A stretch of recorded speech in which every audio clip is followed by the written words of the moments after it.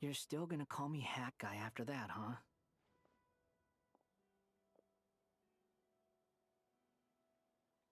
I didn't see anyone else in there who needed saving.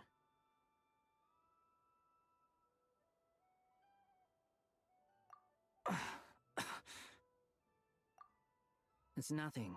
I'll be fine. Why are you looking at me like that? Is it that shocking that I'd come to your rescue?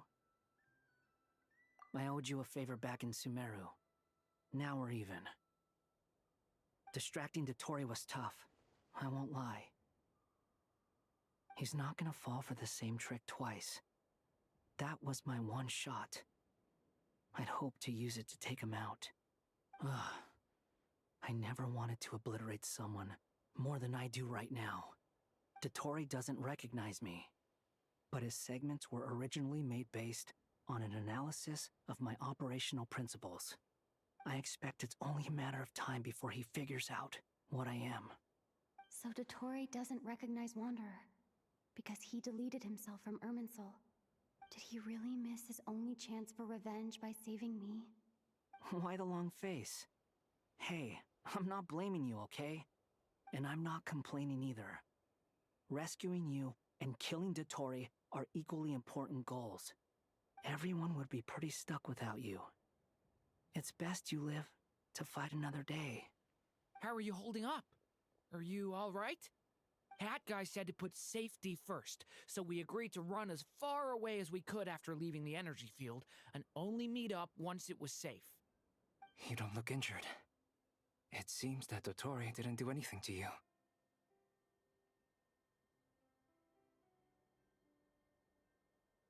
All right.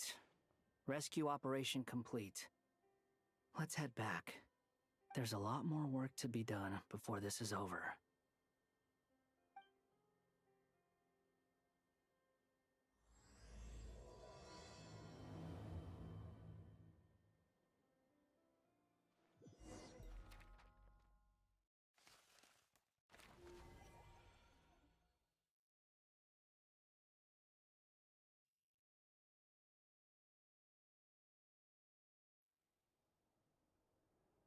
Understood.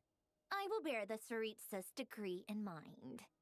I don't see what's so awesome about it, though.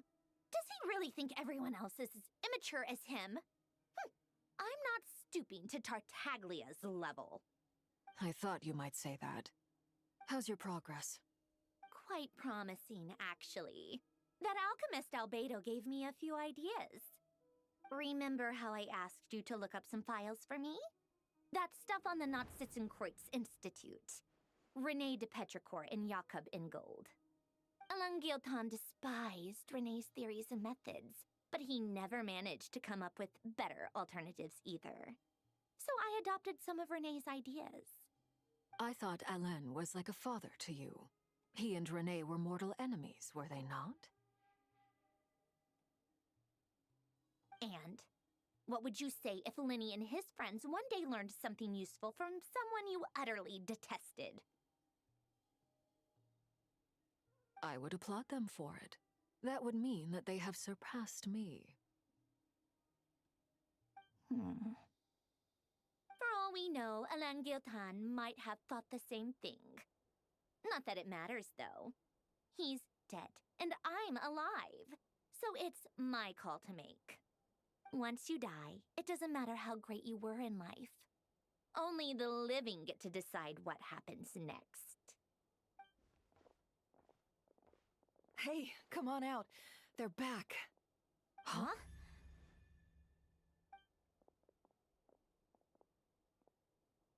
You're back? And your head's still screwed on? And you still have all your limbs? What does it look like? Way to keep your composure, madam. Excuse you. I am perfectly composed. Glad you're okay. Yes, it's a huge relief. Worry? Oh, yeah, right. You think we, the Fatui, were worried about you? We were worried sick. Hey! The Traveler and I were already friends. You are free to join this mission in whatever capacity you please, much like your tea parties. It's a laugh a minute with you guys. I must say, I was quite surprised when Mr. Albedo told me he would need no additional aid. We discussed this on our way back as well. I am rarely so unequivocal, but in this case, we had full confidence in Hat Guy. He said he knew what he was doing. Albedo and I pretty much had to just wait outside on standby. Meanwhile, Hat Guy broke into the energy field and rescued the traveler solo. You didn't have to mention that. Well, I'm thoroughly impressed. You are a force to be reckoned with, Hat Guy. Is she back? Is she really back? Traveler! It's really you! Oh, thank goodness! Paimon missed you so much!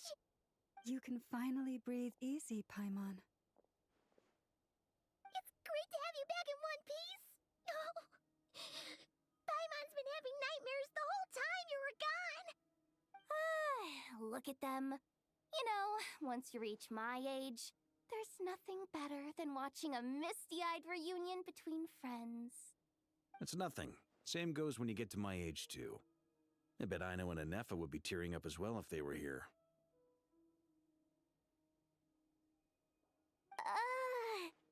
Varka, I'm not sure Anefa can cry. Oh, yeah, good point. Hey, your eyes are looking a little red and puffy. Come here, let's hug it out. What? Ew, no! No, thank you. You're not my dad, okay? Knock it off! Everyone, I'm sorry for all the trouble I caused you. But the silver lining is, I didn't come away from this ordeal empty-handed. While I was being held captive, I learned a lot about Dotori's current capabilities and what he plans to do with them. Allow me to explain.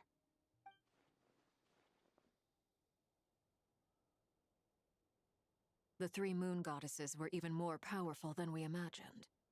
No wonder Dottore believes himself to be equal to the gods, maybe even superior. Utter blasphemy. While everyone was gone, Nefer and I made an interesting discovery, and I believe Miss Sandrone has something to share too. Ma'am, perhaps you could do the honors?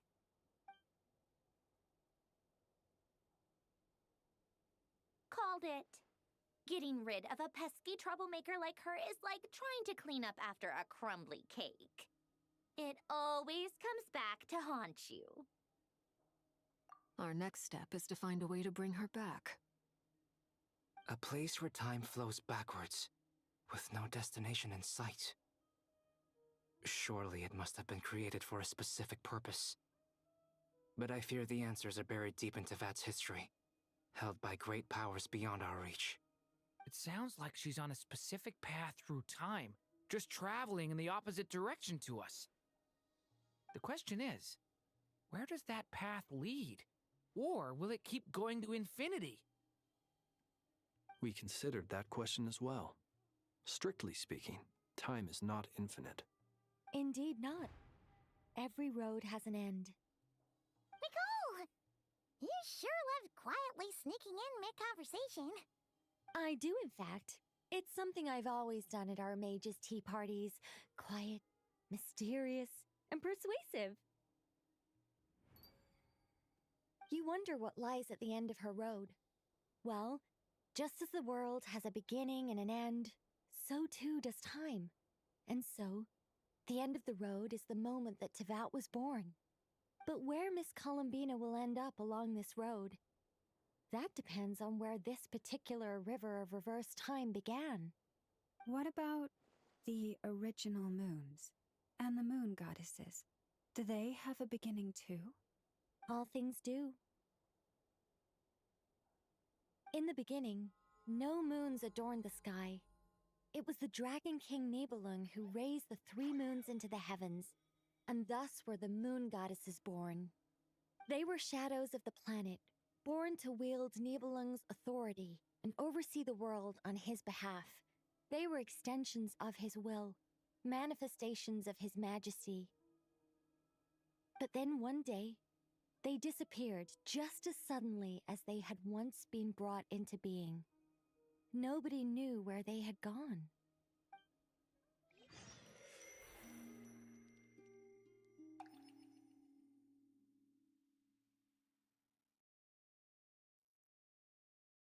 Like I thought, no more paths back to reality have emerged since. But how can I be sure that I'm going the right way without scenes from reality to keep me on track? I can't even be sure of how long I've been walking for. The further I travel, the less stable this space becomes. There are even moments where I can sense something that feels like abyssal energy. They can just materialize out of thin air. I have to keep my wits about me.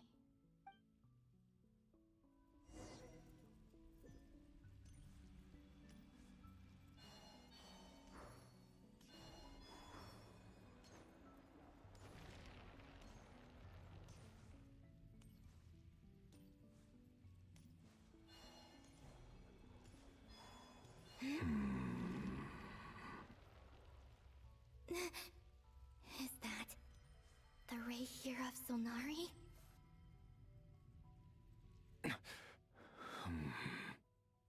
You are the moon goddess. But how? Please, there's no need. I'm not interested in fighting anymore. I find that a little difficult to believe. Yeah. Honestly, so do I. The way you used my own power against me was... It was a brilliant strategy. And then, in the final moment before I was thrown into this space, I got to see an old friend. Mr. Dainsleif. Right. It was so long ago now. But we were friends once. When I first got here, I was filled with hatred, remorse, and rage. How I cursed and devoured. I tore everything here apart. I was consumed by the desire to leave this place and have my vengeance. But to no avail. This is a place with no exit. This is the second time I've entered this space. Though I have no memory of the first. I was torn to shreds the moment I entered. But this time I survived. It must be partly because of this new body. And partly because of all the Kuvaki I absorbed in Nodcry. Are you the source of the abyssal power in here? Not all of it. Some is from when I first arrived here and tried to destroy everything. But there was already a degree of abyssal power here, before I entered. And like a venomous snake baking in the merciless sun, it tried to slither into my shadow. Tried to? So, you rejected it? Yes. Because after that, the world suddenly became silent for a moment. What do you mean? The voices in my head, they were gone. And then I saw her. Her? Thelindis. My former lover. Never mentioned that she saw a memory of Thelindis leaping into the moon's reflection. More precisely, I saw her afterimage. I'm sure the real her is long gone. She was just an ordinary Conrian. She couldn't have survived here for very long. Anyway, why have you come here? Didn't you know it was a dead end? If I hadn't escaped through the moon gate, my friends would have been in far greater danger. Oh, I see. Because of your power. The power of a moon goddess. What? You'd like to know how I know, wouldn't you? The one who resurrected me said so. I could hear a deep lust for power in his voice. Do you mean Dottore? Dottore. So that's what he's called. He'd been collecting fragments of my body for a long time, all so that he could resurrect me at the moment of his choosing. I had no interest in his research. But being as corroded by the Abyss as I was, we were aligned as far as hunting the moons and recovering my strength were concerned. So that's why the Wild Hunt suddenly became so active in Nodcry. When I left the Fatui in my weakened state, Dottore must have felt that his time had come. Moon Goddess, could I ask a favor of you? What? I know this is a lot to ask, especially from someone who tried to kill you. If you refuse, I won't fight it. But this is the only thing I desire now. Nothing else matters. What do you want? I'd like you to take a message to Thalindis for me. Tholindis? But... Yes, she's dead. But like I said, I saw her afterimage. I can sense that some part of her soul remains here. Far, far ahead. why don't you go and speak to her yourself? I can't. I don't know why, but I can't move freely in this space as you can. All I can see is a glimpse of her walking away. Just like the moment when I last saw her in life. In return, I will clear these abyssal obstacles for you. No, not in return. I'll clear them for you, whether you want to help me or not. It feels like something I ought to do. Why? Yeah. Why, indeed. I've been asking myself that question a lot recently. Why did I do the things I did? I'm tired of it all. Tired of the person I became. People used me. And then I turned around and started using others. I hurt a lot of people. I think I grew tired of it long ago. But I wouldn't admit it to myself. And ultimately, that's how I ended up here. What do you wish to tell her? All of it. My past. My mistakes. Everything that happened after we were separated. Is it okay if I give her the abridged version?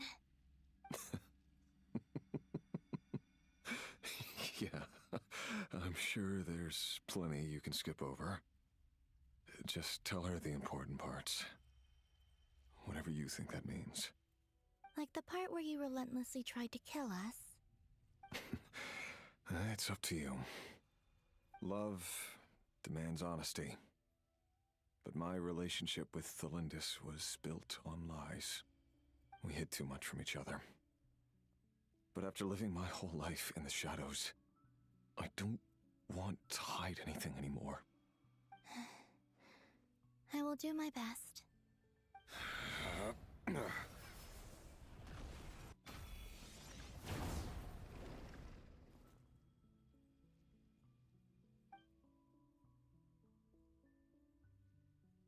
There. The Abyss will no longer stand in your way. Even though Mr. Dainsliff felt he had to fight you, I think he still regarded you as a friend. Dane? He said that you betrayed him, but he also felt great remorse at never having understood what you were truly going through. Why tell me this? Because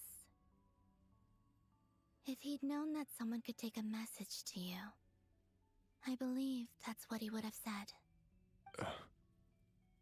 Thank you. It means a lot. I know this will sound strange coming from me, but don't die, Moon Goddess. I can tell that you're determined to get out of here.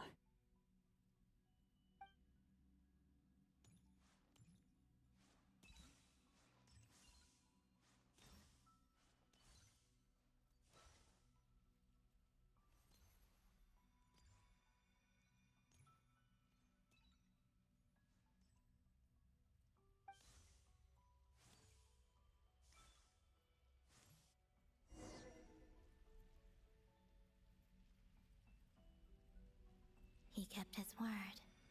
The abyss is no longer obstructing my path.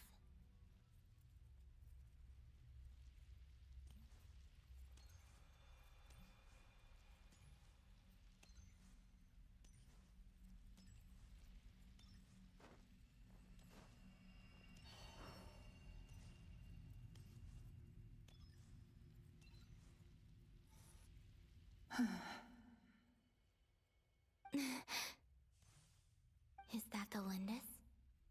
She wasn't far off at all. And yet, they can never meet. Hello, Miss Lindis. Who are you? How do you know my name? I've never seen anyone else here before. You can call me Columbina. I promised Rerir that I'd bring a message to you. Rerir? My Rerir? Is he well? He's doing better than he was. Better than he was, huh?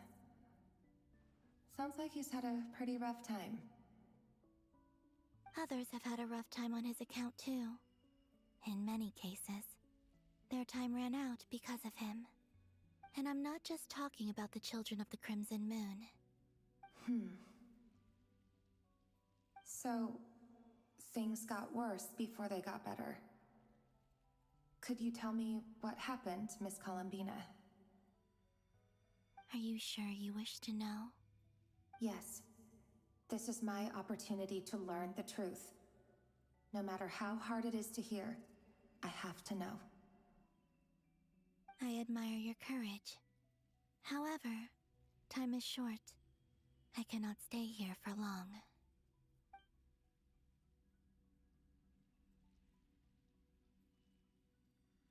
Rerir had seeds of hatred in his heart, and many people nursed them for their own ends. On some level, everything he did was to try and find a way to see you again. But in the end, he came to regret his mistakes. He wanted to apologize for hiding his past from you. Beyond that, he did not say specifically what it was he wished to convey to you, but I'm sure that you've always been on his mind. You are what has kept him going over all these years.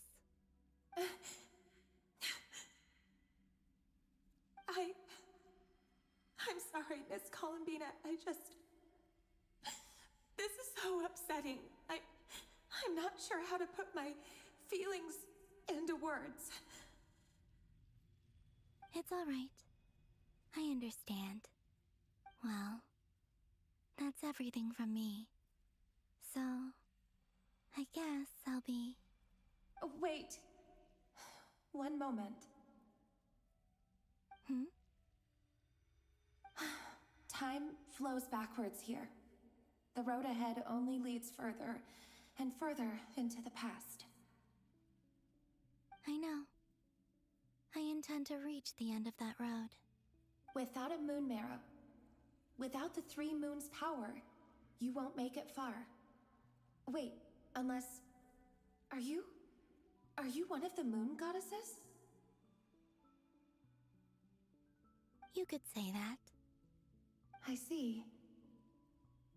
I often think to myself, if life is like a train ride, why haven't I reached the terminus? Where am I even going? And it's not just me. It's this whole place. Wherever it is, it seems like it's existed forever. It's such a mystery. Where is it going?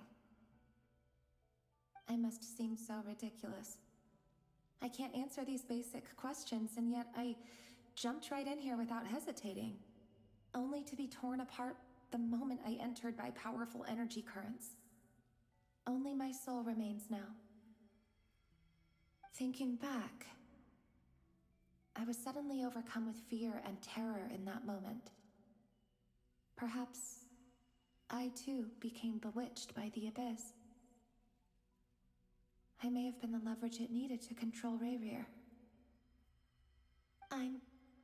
I used to be a researcher at the Universitas Magistrorum in Conria, researching the iridescent moon's marrow. Eventually, I came to the conclusion that time in here flows in reverse. Rayrir was one of the Finster King's retainers. With me, he was in an impossible position. It plagued him constantly. I wanted to help him escape his lot in life. I wanted him to be happy, so I thought I'd use this place to return to the past. At the time, I thought I could just go back to the day that the Finster King first found the prince. It was only after meeting the prince that the Finster King started going too far with his research into the abyss. That was the day all of our woes began. I thought I could stop the king from ever meeting him and solve everything. I couldn't kill the Vinster King himself, so I had to find another way to save Rayrir. That's why I wanted to go back, to kill the person who had brought new possibilities to our realm. I'm sure it was a futile endeavor, but the abyss probably enhances the basest human desires. So I naively hoped I could change everything. But I was simply too weak. Like a speck of dust against the whole universe. Look at me.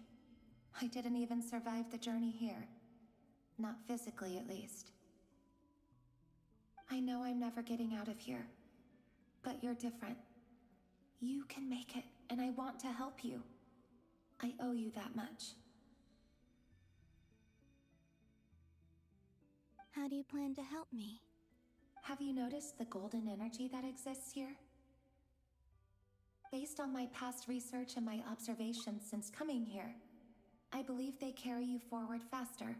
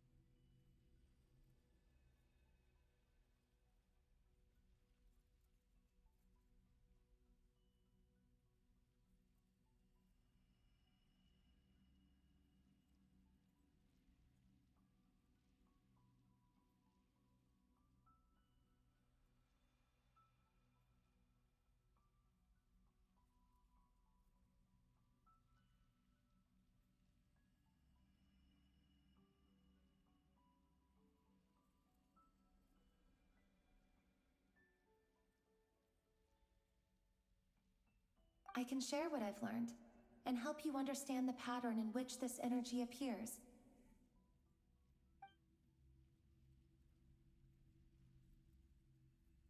I think you just might... Now, I know you will be able to change the past. Also, I've been speculating about where this space ends. The documentation was scanned, but from what I know of the legends about the moons, the oldest ones seem to begin with Nibelung, king of dragonkind. I have no way of verifying any of it by this point, but if it's true, you might be able to reach that era if you keep walking. Understood. Thank you, Miss Thelindis. I'm the one who should be thanking you. If you hadn't entered this realm of everlasting death, what use would my deductions be? Thanks to you, they have some meaning. About Rayrir, I'm so sorry. For everything. It wasn't your fault. That's not true. Because we both feared bringing trouble upon each other, neither of us ever told the truth. And that dishonesty sealed our fates.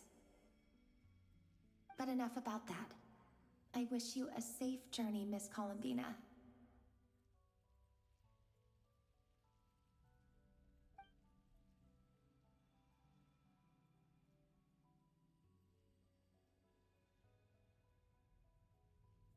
And may the outside world never have to experience pain like this again. Rayrir, you're there, aren't you?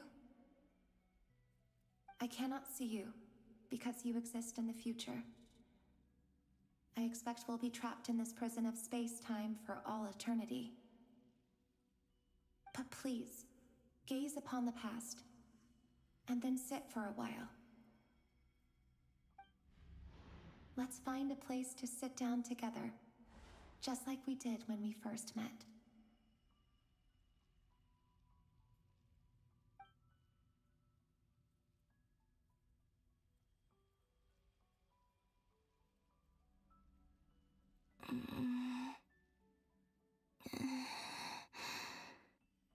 How long have I been walking?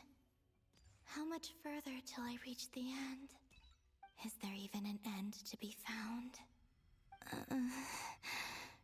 Everything's getting blurry.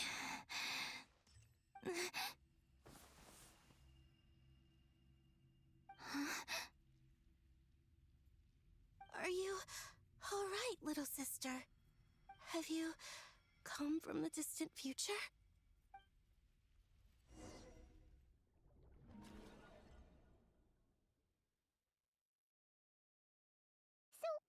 How exactly did the moons just disappear? Shouldn't it be a little harder to get rid of major creations like moons? The world is a vast and ancient place. On a certain scale, all life lasts for but a fleeting moment. Miss Nicole explained that the moon goddesses likely perished in the War of Funerary Flame. The moons themselves were also destroyed at that time, save for the Frost Moon, from which a new moon goddess was later born. Am I missing something then? 'Cause the stories say that the moon goddesses were born on the moon, but doesn't Columbina say she was born in Nodcry? Huh. You're right. Why do their birthplaces differ? What's the difference between the two generations of moon goddesses? Also, remember what Sandrone said? Her scans detected 4 moons. In other words, 4 moon marrows. Technically, the result of the scan means that 4 moon marrows were detected and positively identified as moons in that moment. In other words, this piece of information alone isn't enough for us to know how Miss Columbina is doing right now. Yep. We have no way of staying up to date on whether she's dead or alive. She's on her own for now. But at least she's trying her best to get back to us. Yeah. She's a tough cookie. And a sore loser, too. We have to trust that she'll find a way. because we really need her power. As much as it pains me to say it, we've got no chance of beating Dottore in a straight-up fight. He's much too powerful. It wouldn't even be close. That maniac is going to devour everything in his path until he reaches us. We need to find someone or something that can stop him before he does anything worse. I'll be frank. Our only hope of defeating this false god is with a real moon goddess on our side. I'm not just saying this because Columbina's a friend and I want her back safe and sound. It's just the truth. And I know that even she was no match for him when he attacked, but I don't have a better solution. We're not giving up on saving her, whether she can defeat Dottore or not. Right. Don't worry, Miss Sandrone. We're all aligned on saving Columbina. No one's trying to argue that we can only justify saving our friend because it will help save the world. This is about multitasking. We want to save both. So, she's more than just a moon goddess to you guys? Absolutely. Duh! She's part of the gang! And you are too, you know. Yes, I know. You don't need to labor the point. I knew that the moment I came running over with my documents that I was part of the in-group. I mean, if Arlecchino can fit in, I certainly can. Anyway, as for how we get Columbina back, I've been working on it constantly. But I think I'm still lacking certain information about the moon. I'd probably get there if I could continue my calculations, but the problem is, I've run out of computing power. Computing power? You mean you need more energy? No, the issue isn't energy, it's processing power. There's so much data to get through that the whole process has just ground to a halt. That's a tricky problem. René de Petrichor of the Nautitzenkreuz Ordo once foretold the fate of the world. But I don't know how he did it. My guess is that he used the primordial sea's power. However, that won't work for me. His methodology was vastly different from my own. What's worse, they're incompatible. And, to top it all off, we can't even leave Nodcry. Ugh, this is so annoying. If I'd known we'd run into a bottleneck like this... Well, no, the design bureau's a bust as well. Curse that Dottore! Couldn't have made this harder for me if he tried. Oh, what do we do then? How about we grab a bite to eat and take a break? Maybe something will come to mind after you've cleared your head. You don't get it, do you? I'm trying to calculate the fate of an entire world here. And I need accurate results, not vague prophecies. Where the heck am I gonna find the computing power for that? Anyway, time to shelve the discussion on technical difficulties. Being a killjoy isn't very ladylike after all. Either way, we've done what we can. Rest well, everyone. Remember to let us know if anything new comes up. Hat guy? Is he hinting that we should talk outside? Let's go somewhere a little more private.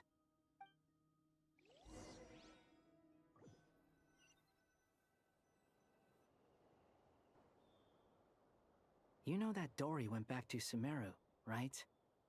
Yeah. She mentioned she was planning to head back. Things aren't looking good for Nodcry. She's gone to spread the word so that Sumeru has a chance to prepare for the worst. From what I know of Dottore, there are two possible reasons why he hasn't made a move yet. One is that he's still working through some kinks in his new powers. The other is, he wants to see how we're going to react. He'll easily devour everything eventually, so I guess he's in no rush to make it happen. The first false god he made was me. Now it's his turn.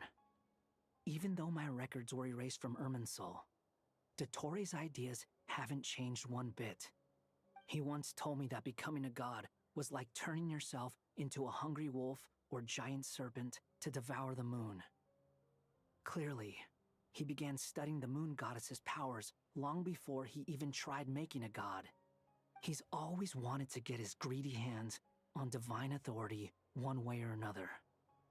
And in the end, he devoured the moon where I failed. In the desert of Sumeru, there is a chessboard built by King Deshret, also known as Al-Ahmar. I don't know if it was a real game, or if he was just trying to challenge his servants and citizens in some way. But creating games and setting rules, gods do that as a matter of course. That's the kind of power Dottore craves. Now he has the Trilunar Authority. His power is leagues beyond the common people. I don't think there's any point in other nations rushing to the front line. They're better off focusing on defense and hoping they can fend off any threats that spill out from Nodcry. Either way, Dori will inform Lesser Lord Kusanali, and she will contact the other gods in turn. The Seven will have some recourse available. If nothing else, their protection should keep the rest of the world from descending into chaos as quickly as Nodcry has. So on the bright side, even if Nodcry is doomed, your friends in other nations won't be in any immediate peril. That's good to know. But I'm not ready to give up on Nodcry yet. There's a word for people who refuse to let anything go. It's called being greedy. Maybe it sounds greedy to you, and probably naive too.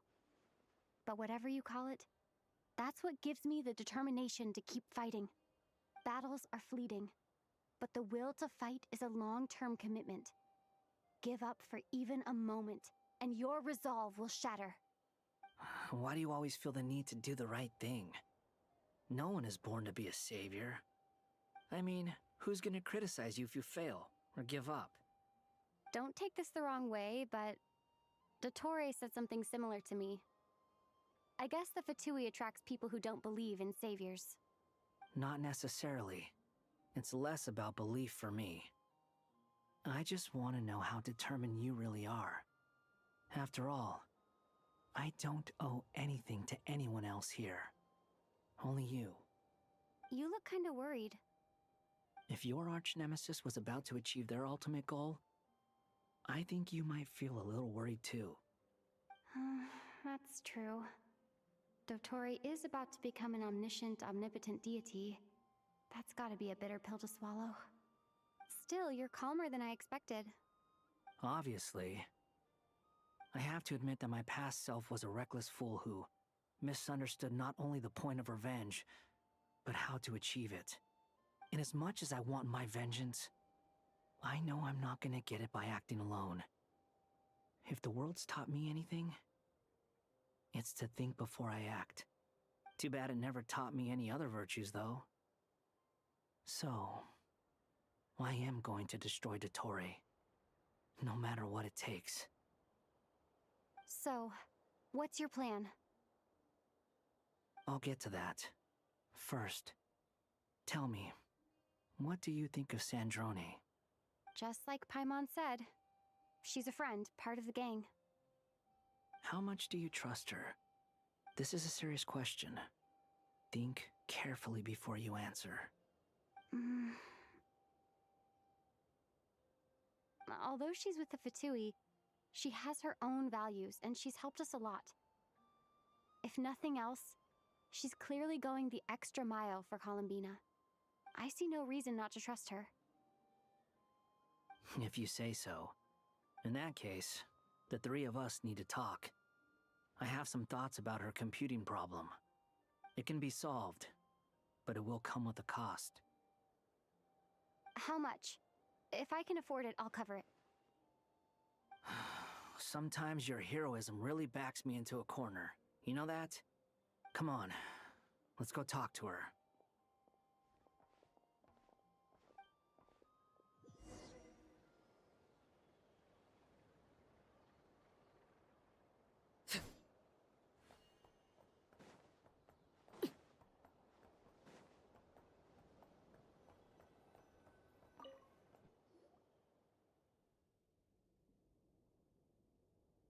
Miss Androne, Traveler. Hey there. Paimon's here too. She was just helping them sort through their things. How did your chat go? That was fast. The call only just ended. Well, you said it was urgent, so we got here as quickly as we could. Albedo, I have some alchemy questions for you. I see. Looks like my knowledge proved useful after all.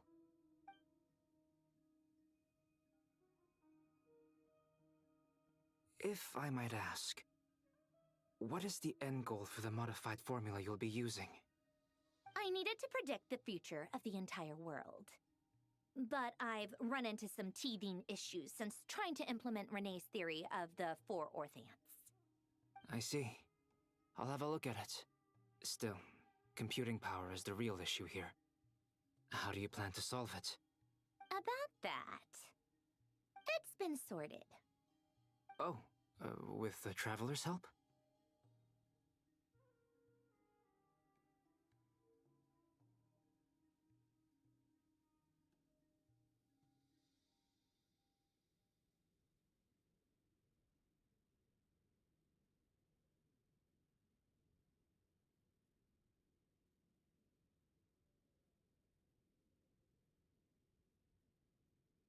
Actually, you're not wrong. She found the person with the solution. Was it Hat Guy? Yeah, it was him. Wow! Go Hat Guy! Seems like all that time studying at the academia is paying off big time. But where is he? Wasn't he the one who asked Albedo and I to come here? Come with me.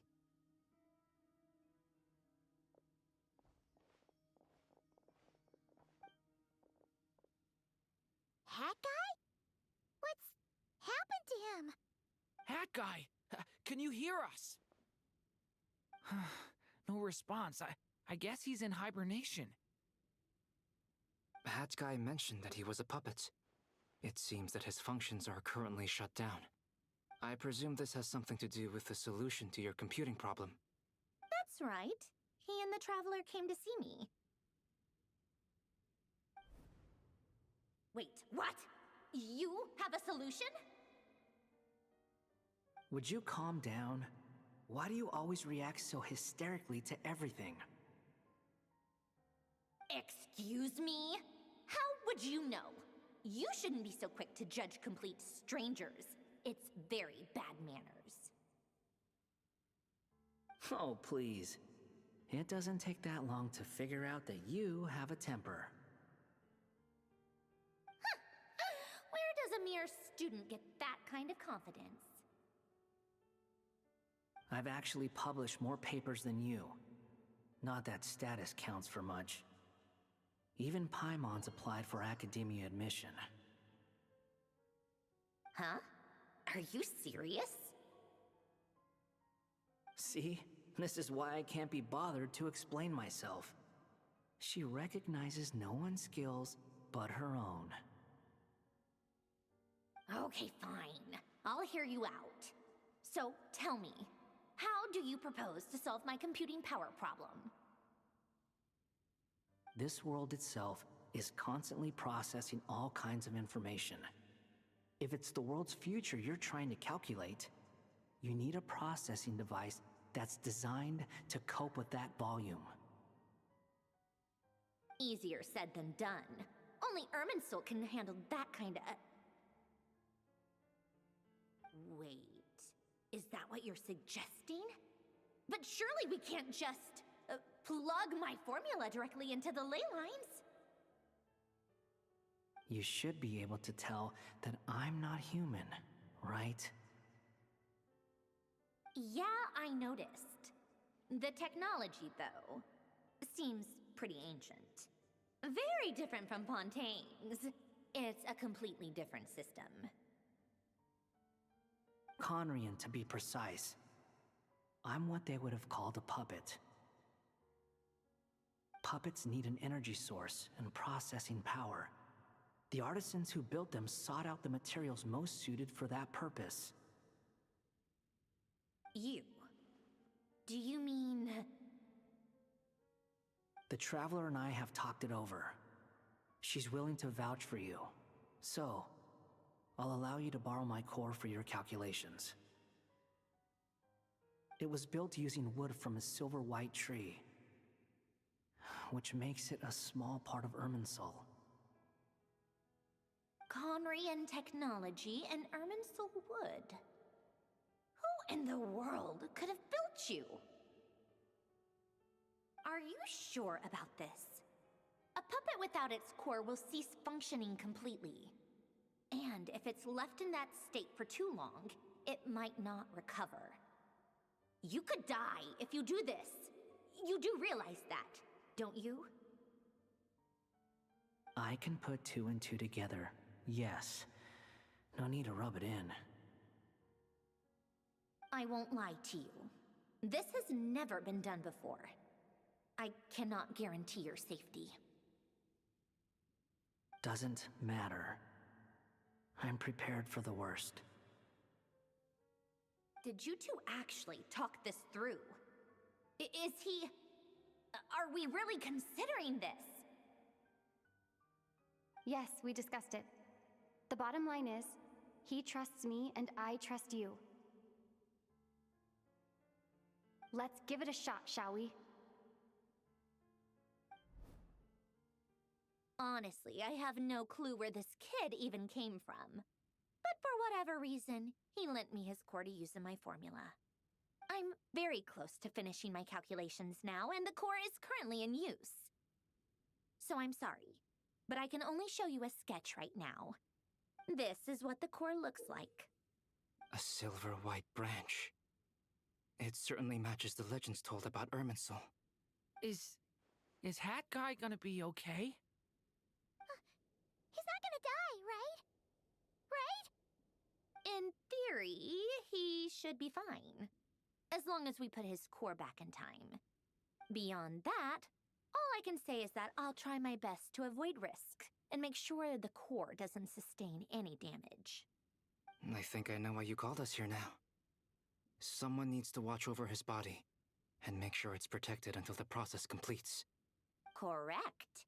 He said that the only ones he trusts here are you two, and the Traveler.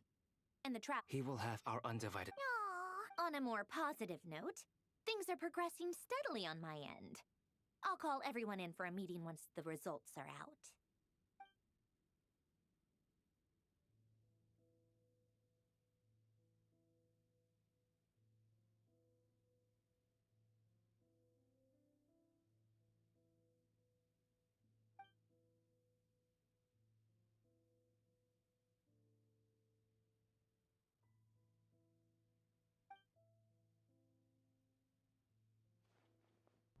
The worst case scenario with the core removal is either a system reset or a total loss of function. But I'm not afraid. A core is completely different from a heart. It's like another vital organ entirely. I never believed it could be a true replacement for what I sought. But in the end, it turns out the core was more useful to me. Pretty funny when you think about it. It's like the punchline of my entire life. Do you think there's any difference between a puppet and a human? If not, then this would just be another samsara. I have already experienced both a past life and a next life. Part of me wonders whether I'm only capable of making this decision because I've become a real human. What's with that expression? Isn't this a good thing? Sandrone will succeed, won't she? She has to. She will. We all have to persevere until this is over. That's right. And I'll protect you all until a moment of victory arrives.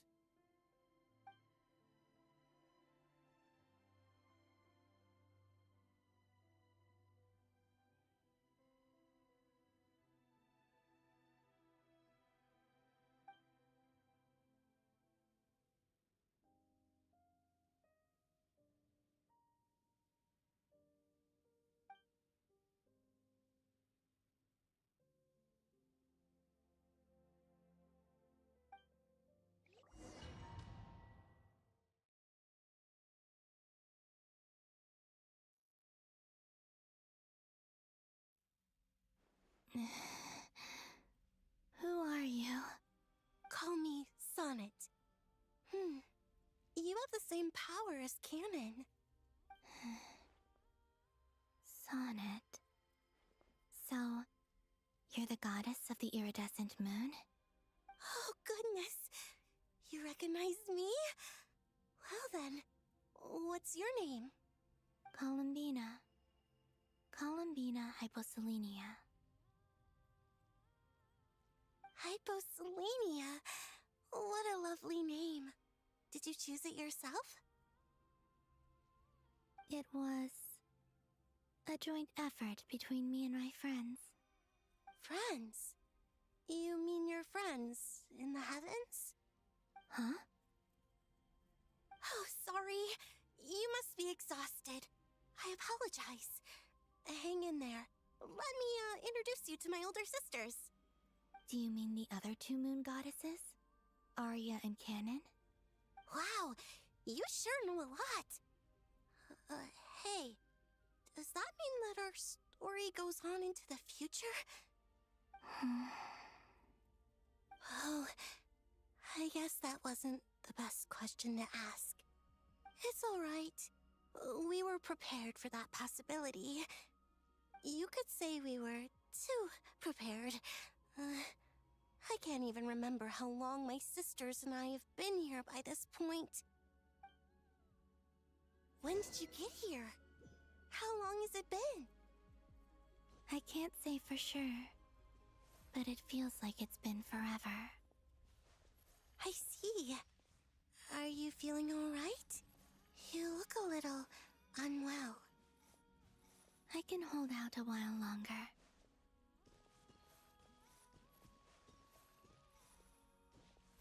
We don't have far to go. The place where my sisters and I are based is just up ahead. Don't worry, they're both really nice. I'll introduce you.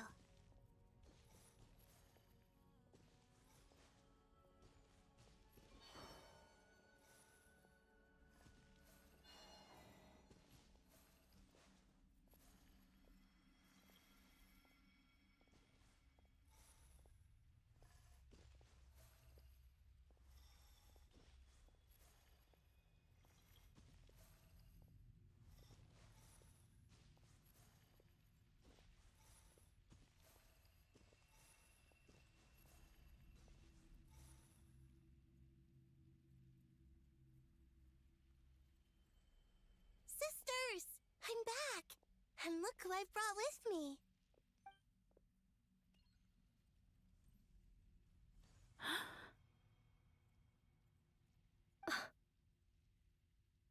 It's our lovely little sister, born in the far future. The pleasure is all mine.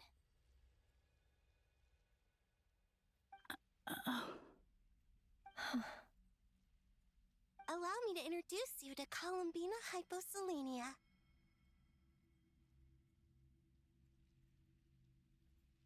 This is Arya, the goddess of the eternal moon. And this is Canon, goddess of the frost moon. Canon, don't you think Hyposelenia's power is similar to yours? Hello, Columbina. I apologize for our startled reaction just now. And please, forgive our little sister if she's been annoying you. She tends to talk a lot. It's fine.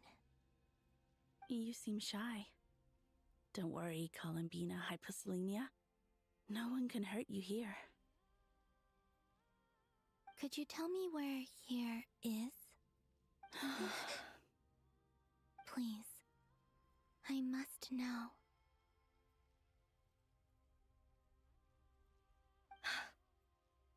My dear sister, this is where Tevat's original ruler, the Dragon King Nibelung, imprisoned the moon goddesses. What? You're scaring her, Canon. No, I'm fine. Please, continue. Nibelung, our original master, created us in the distant past to maintain Tevat. But he left this world and traveled into the dark universe beyond. to explore worlds vaster still. Day and night, we fulfilled our duty in the heavens, until the day that the first descender arrived. The great ruler of the firmament.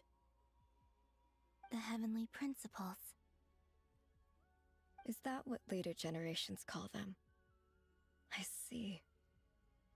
But we did not reject them at first, nor did they seem to harbor ill intent towards this world. We coexisted in peace. They were like a guest in our home. Slowly, however, we came to realize that our guest had a growing desire to change and dominate the world. And you didn't stop it? No. There was an order to the rules they set up that Nibelung never taught us. We wanted to know if this order would bode good or ill for Tivat.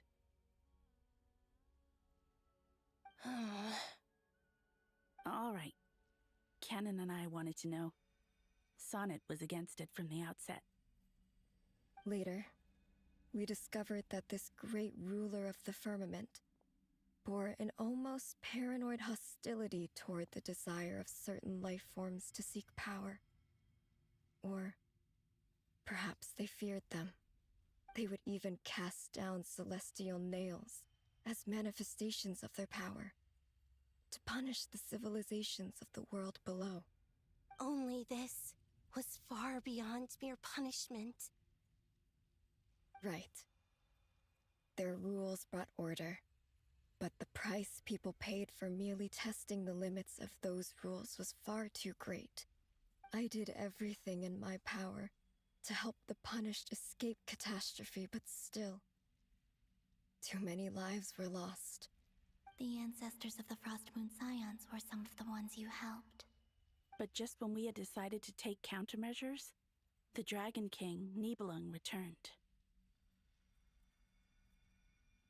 And so began the War of Funerary Flame. So, that's the name the world gave that war in the future.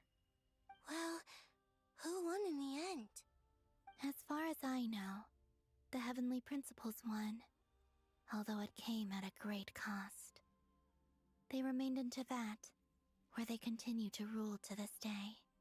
And the world's original master, the Dragon King Nibelung, was destroyed. And what of the moons? Are there still 3 moons in Tivat's skies? You can tell us the truth, Columbina. We know we are but remnants of a bygone age. We are prepared for the answer.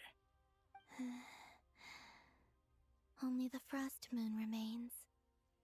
But it has been cast beyond the false firmament by the Heavenly Principles. The eternal and iridescent moons were both shattered during the war. So death finally came for us in the end. Sonnet. But you're still here, aren't you? A moon goddess cannot live without her moon, Columbina. She's right. That's why I began to disappear. Because the Frost Moon is cut off by the false sky. How much worse it would have been if it were outright destroyed. Our souls may endure within this lunar palace, but if our moons are destroyed, then we shall disappear the moment we depart from it. I'm sorry. There's no need to apologize to us, dear sister. If anything, we owe the world an apology. If only we'd decided to act sooner, rather than arguing amongst ourselves. all the more reason not to spend this time in regret and repentance. Instead, we should focus our efforts on how we might help our future sister.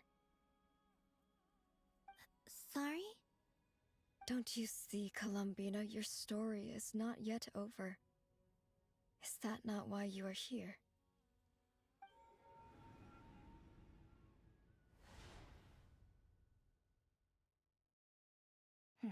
It's done. Initiate numerological array. Continue running primary process. Calculate the world's fate through extrapolation, and identify nodes of potential change. Secondary process, scan for moons. Still 4. The number of moon marrows hasn't changed. Wait, let me think. Is it possible that there's something I've been misunderstanding about the moons all along?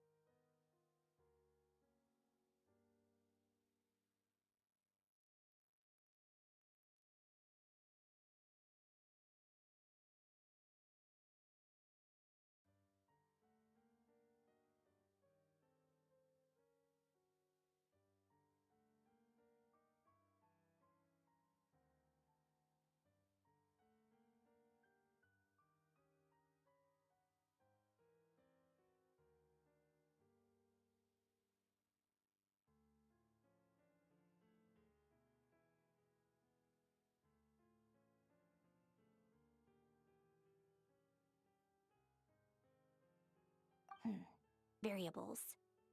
Variables in the world.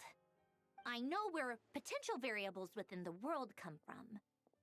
So what about the moons? Are there any variables there? Like their life or death, for instance. What if being alive or dead makes no difference to a moon? But that's so strange. Even immortal gods can die. Why would the moons alone be... Wait! Wait! I've got it! I've got it! If alive or dead is considered a variable, we might have had this wrong the whole time. No one ever said that a moon marrow equals a living moon. We just made that assumption ourselves. Initiate secondary process. Scan again. This time filtering out interfering perimeter. Moon marrow. I don't care if they're natural or artificial. Get them out of my search results! Why? It says 3 moons still exist in Teyvat, even after excluding the moon marrows. But we know for a fact that 2 of them are dead. Redo the scan. Narrow the results to living moons and real moons. No, scrap that. Narrow it down to moons that have lunar authority and remain alive. Why? Why is it still 3? What is this, Columbina? Has the world lied to us? Or are you the one pulling the wool over our eyes?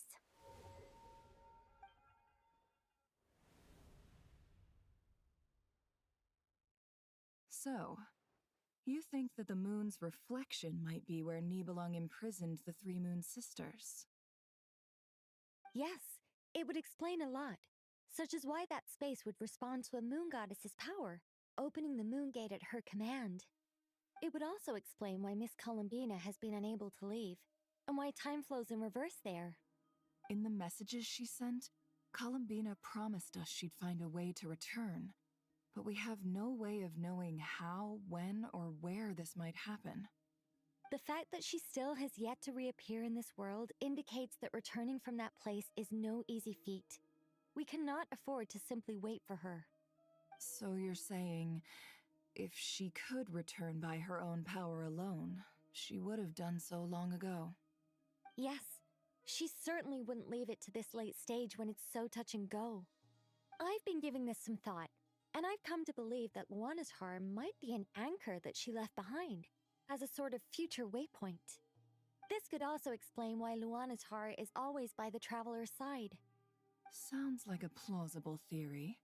If that's the case, there must be some criteria we need to fulfill to allow Columbina to return to the present.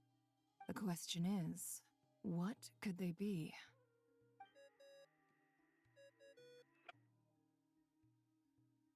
Hello? Listen up! This is extremely important!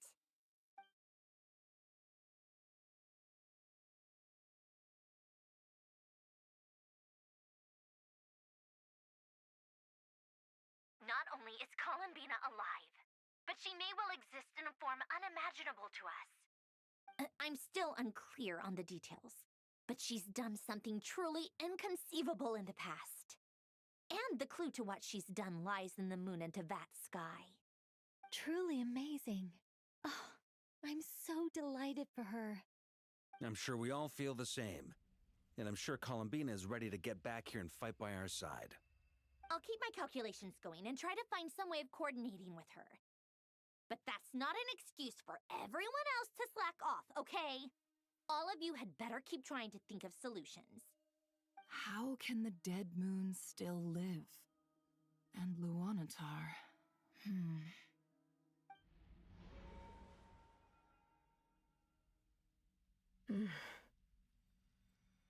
It's hard to believe that's what will happen in the distant future.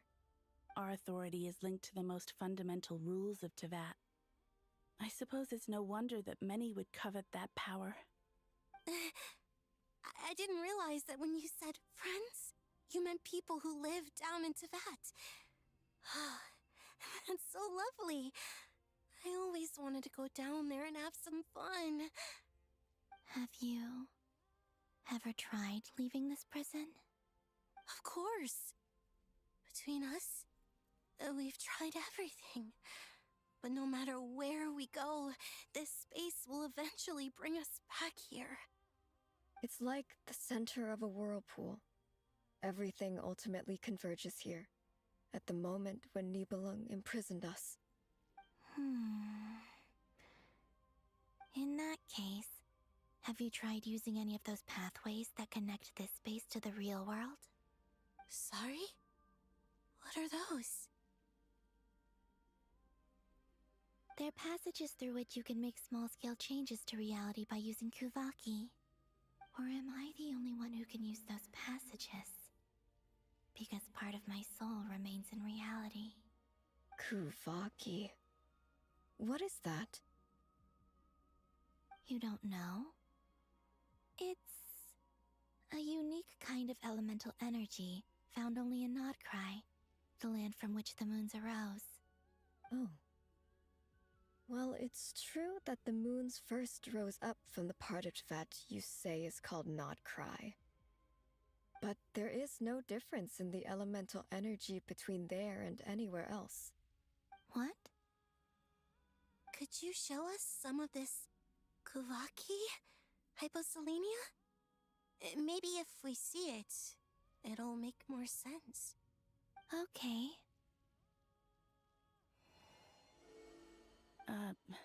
Isn't that just your power? What? But it's everywhere in Nodcry. In the air, in the land. Even the creatures who live there have adapted to its influence. How curious. This Kuvaki certainly did not exist anywhere in the world before we were imprisoned. Let alone influence living creatures. So, how exactly does it affect them anyway? Can they float in the air like us? This is so strange. Why would their reality differ so much from mine? Columbina, you're looking for more than just a way out of here, aren't you? Yes. If I am to help my friends, I will need tri-lunar authority on par with that of our foe. You mean... you'll need our power? This sounds extremely risky. The Three Moons' powers are not mutually compatible. Concentrating them into one goddess will be a very painful process. And if anything goes wrong, it could tear you to pieces. I know. But I'm willing to take that risk. Even so, let's say we successfully transfer our authority to you. How will you take it outside this prison? Nibelung constructed this realm specifically to prevent us from using our powers to interfere in his war. No moon goddess can leave this place alive. What if I don't leave alive?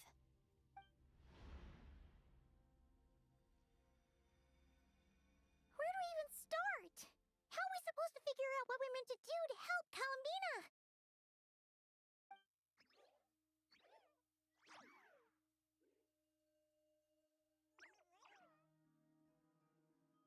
Columbina, what do you need from us? If she really got to the beginning of time in there, how do you think she'd leave us a message?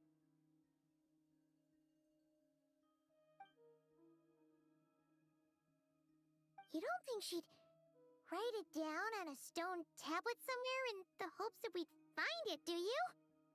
Seems unlikely. Columbina may not talk a lot, but she thinks deeply about issues like this. Let's review what we know. This is the Columbina who fought alongside us against the Rahir of Solnari, and with whom we celebrated Moon Prayer Night. She knows our personalities, our ways of doing things, even our unique strengths and abilities. So, if she wanted to tell us something from a long, long time ago, what would she do? Oh.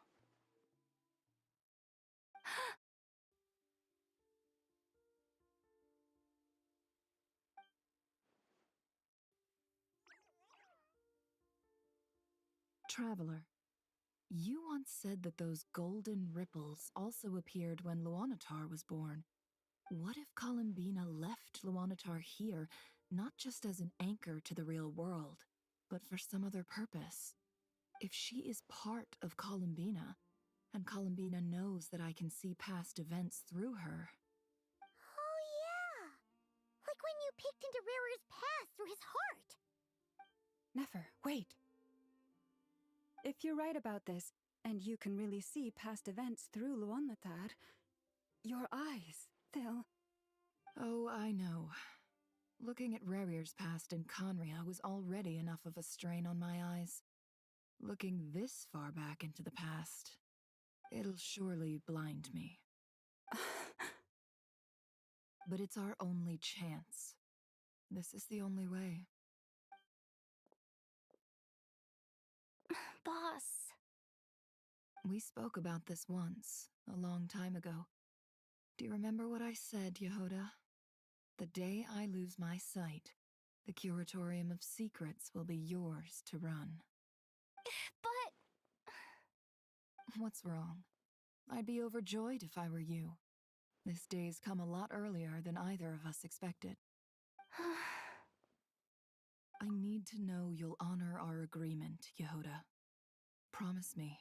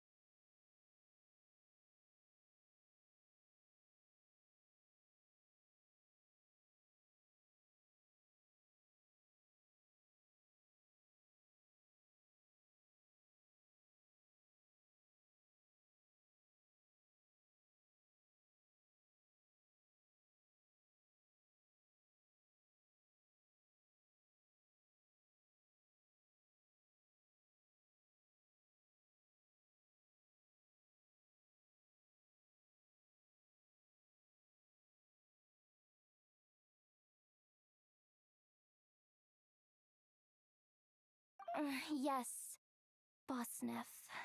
I promise. Are you sure you don't want some time to think this through? What is there to think through? I should have gone blind after our battle with Rerir. Frankly, it's almost criminal that I got away with it for this long. Then at least let me take some precautions on your behalf. And if you really do lose your sight, I'll visit your office every day and make sure you're well looked after. Oh, please, anything but that. I was actually ready to go through with this. Are you trying to scare me into backing out? As if I could ever scare you. I'll assume you're just joking to calm your nerves. All right, enough chit-chat. Let's do this.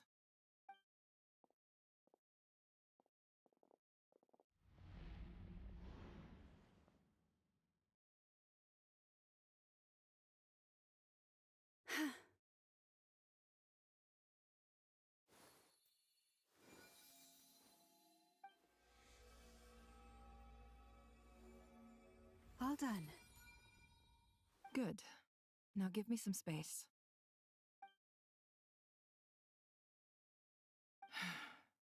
Come on then, little one. Show me what happened in the past.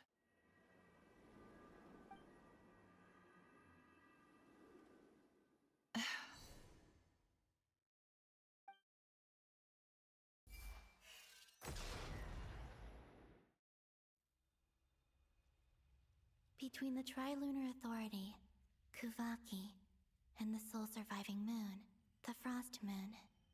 I think I might know how to get back. But I will need my sister's help. Time to go talk it over with them.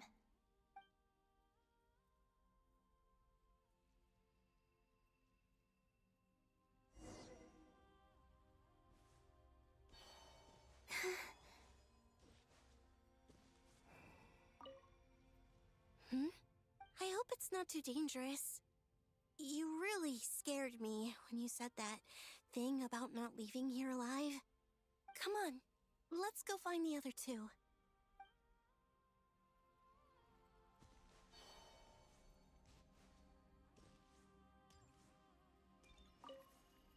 It seems you have reached I'm all ears. What do you propose?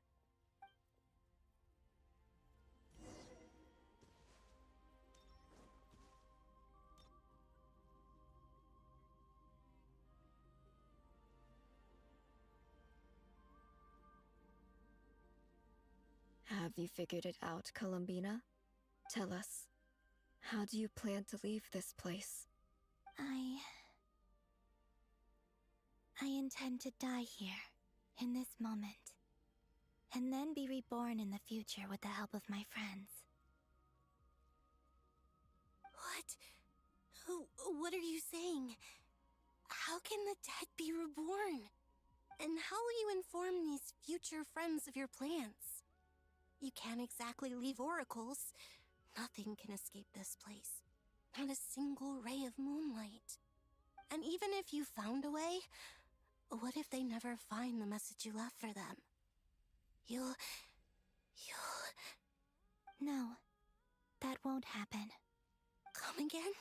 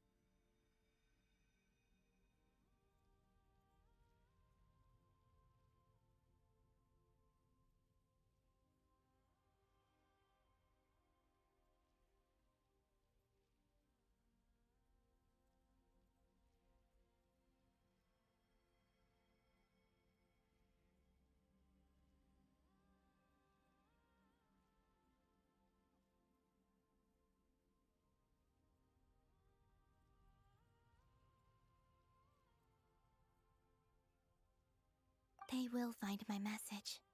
I'm sure of it. I'm not following. How exactly will you achieve this? It's quite simple, really. First, I will leave my soul here.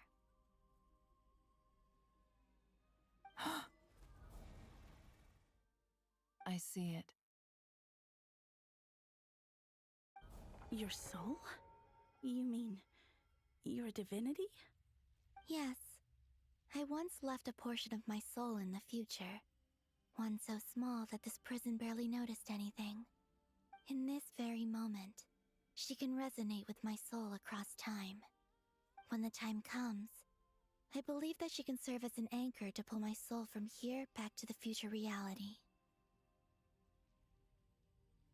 Just as gravity connects the world to the moon. Exactly. In the future, where I came from, the moon has been cast beyond the false sky, but I can still feel that it is there. In a similar way, I can feel a connection to the soul fragment I left behind even now. My friends can use it to detect my presence. But how do you just leave your soul here? Is that even possible? On my way here, I met an ordinary mortal who entered this place long before I did. Her body is long gone, but her soul remains. And before that, I encountered an old enemy whose entire soul survives here intact, while the power that once corrupted his body has faded away. So, perhaps this space is specifically designed to imprison divinity and authority, but not the physical body. Still, even if your body can escape, would it not just be a lifeless husk without the soul inside? Wait, is that what you meant when you said you wouldn't leave alive? Yes, I shall turn my body into moonlight and pour it over Nodcry. That power shall protect the land and quietly blend into it, awaiting my soul's return in the future. However, I cannot do this on my strength alone. I would need your help to do this, so I'm humbly asking for your assistance. Oh, dear sister, you need not be so formal. As I said before, we are but remnants of a bygone age. You, on the other hand, were born alone in that distant future, and you have walked a long and lonesome road since then. How could I bear to let your story end here in this dungeon? Don't forget, we are your sisters, your family.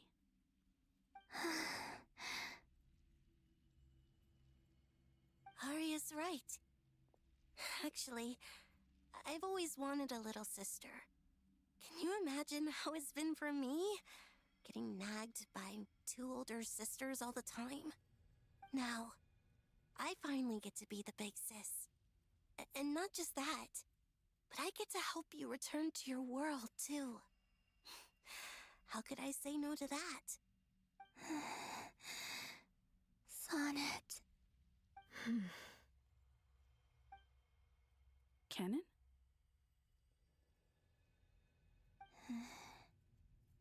I'm sorry.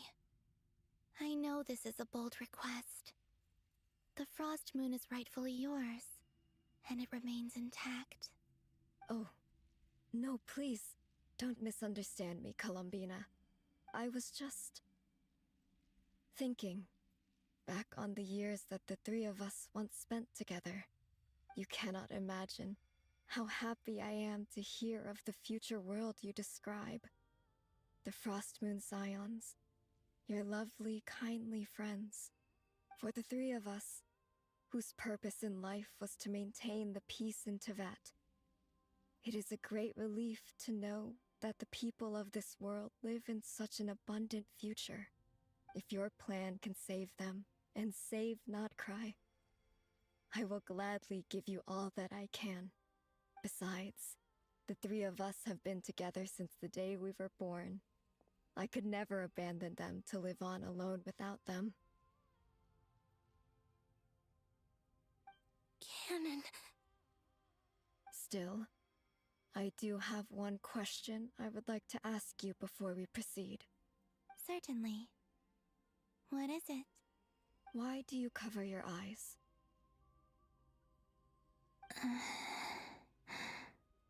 Yeah, I was curious about that too. But it seemed personal, so I didn't want to intrude.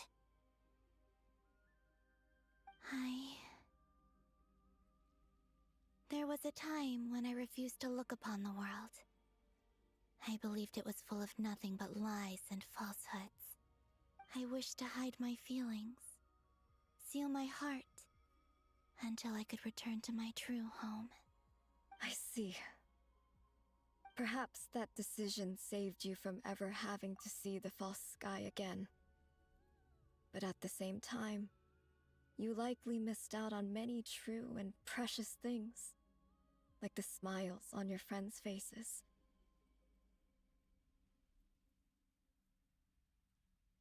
Promise me this, Columbina. When you return to the future, open your eyes, take a look at the world around you, and see your friends. I'm sure that you know this already, given that you long to return, but that is your true home. Give me your hand, Columbina. Arya, Sonnet, you too.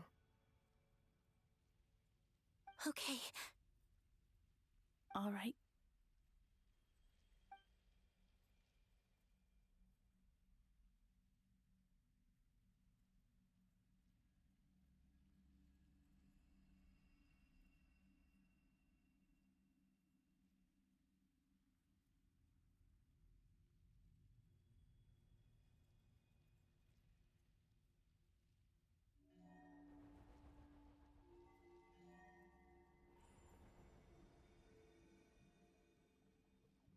We once were the songs sung for eternity, but now it is you who must continue to sing.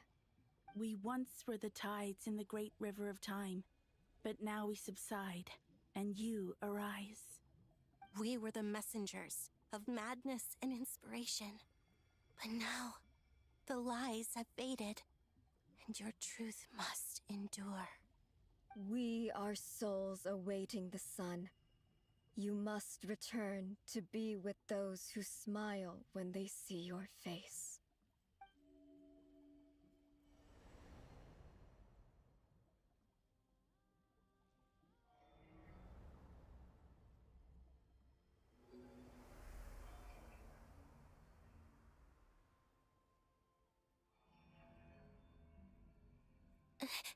Is it done? Yes. We have transferred the authority over all 3 moons to Columbina Hyposelenia.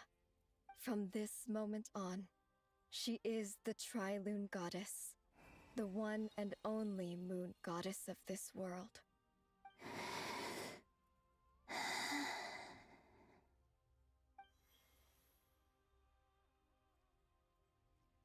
Thank you. Thank you, my sisters. Now go, and do what you believe is right, Columbina Hyposelenia. Be aware that we cannot grant you the power of the 3 moons beyond these prison walls. The conflict that arose over their remains following our disappearance will still take place. I understand. Sisters! Oh, my body. It feels... Now that we have given up our power and authority, our bodies are merely mortal shells. This prison is dissolving them as we speak. It's okay, Sonnet. The end must come for every god, just as it does for every human. That's all this is. The final destination of our lives. Canon and I will be by your side the whole way. We have one final request, Columbina.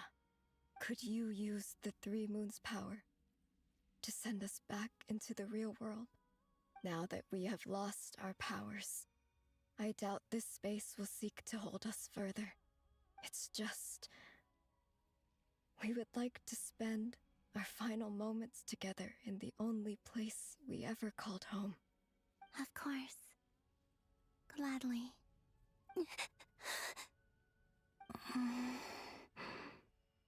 Sonnet. Yes. Don't... I wish I could tell her not to give in to the abyss. Not to be afraid. But is this really what I should say at this moment? Don't forget. I'm so glad to have a big sister like you.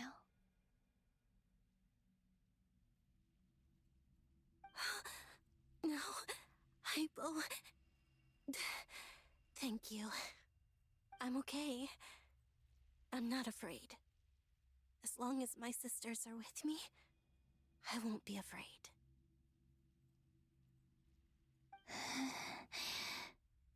It looks like this is goodbye, sisters. Goodbye, Columbina.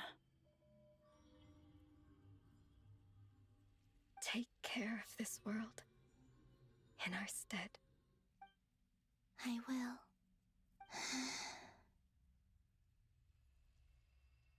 And now, it's time for me to bid farewell to my body, too. May it become the moonlight that keeps Nodcry company through the long years ahead. So this is why Nodcry was not always home to Kuvaki. It only appeared after I poured my body out upon this land, and only this land. Kuvaki responds to me because it is me, my body, answering the call of my soul. And the golden energy I've encountered on my way here was, in fact, that very soul, which I am about to leave here to guide me. O power Triloon, eternal moonlight. I, Columbina Hyposelenia, lay aside my body. Let it be cast into the dark night to illuminate the future. May it be a companion to all who dwell beneath the moon.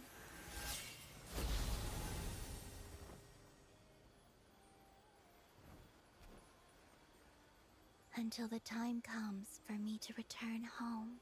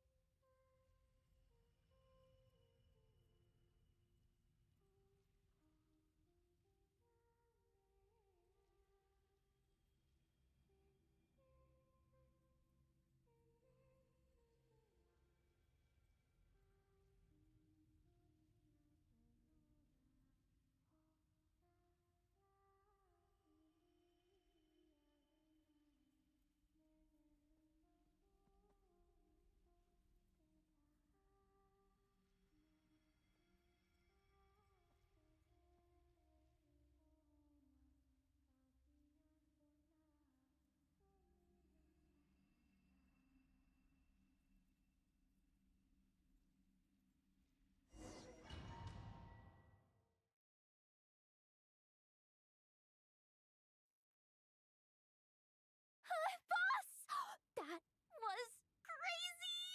Were we even allowed to see that? Is anyone? Oh, can you still see? How many fingers am I holding up? I see 2 fingers, and a look of sheer terror on your face. Truly astounding, Miss Nefer. Your eyes have glimpsed the very ends of the world, and yet they remain as sharp as ever. Or is the credit for this miracle due to Miss Lauma? It seems that even time itself is no match for your medical skills. Surely you jest, Mr. Flins. I suspect we have Columbina to thank. She must have realized the immense toll that the ritual would take and purposely set aside some of her power in the past to to protect Nefer's eyes when this moment arrived. There is always a great price to pay for witnessing the truth, but it seems that this time, Columbina has shouldered that burden on our behalf. She chose the perfect method of getting a message to us. Though her eyes were always shut, she was clearly so perceptive. She knows us well. She knew exactly how we would think and what we would try. Despite being separated by time and space, we're seeing the same possibilities and seizing the same opportunities. We still don't even know if she's okay right now. But as long as there's a chance we can do something, we'll fight to make it happen. We'll get you back somehow, Columbina.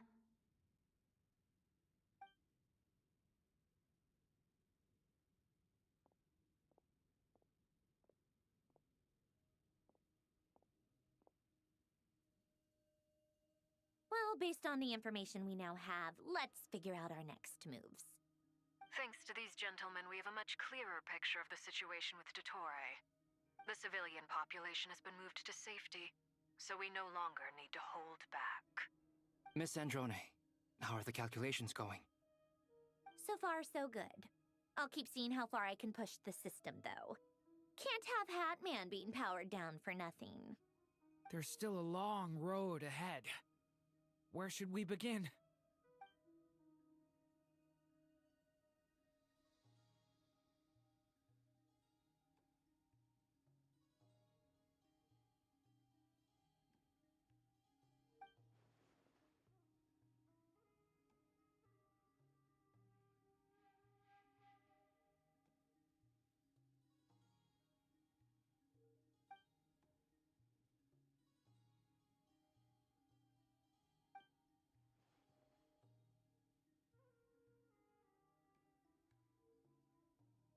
Our plan is clear. Time is short, so let's get moving. There's just never enough time, is there? Time is the bane of my existence. Ugh. Anyway, I'm gonna get back to work. All right, we'll do our part too.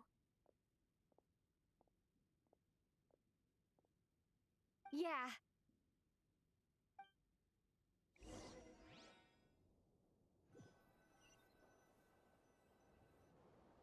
Albedo's theory says that elemental energy can dilute the light realm's power, but I'm no expert in building elemental defenses. Sounds like something out of the advanced elemental theory section of the library. Whew.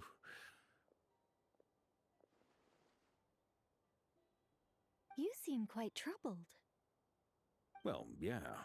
I mean, who doesn't get a little flustered when they're completely out of their depth? You were the very picture of confidence back when you approached the Hexen Circle. Eh, I could have been faking it through that whole meeting for all you know. Who's to say I'm not just a ball of nerves in a charming and gregarious package? Oh gosh, really? I'm so sorry, I had no idea.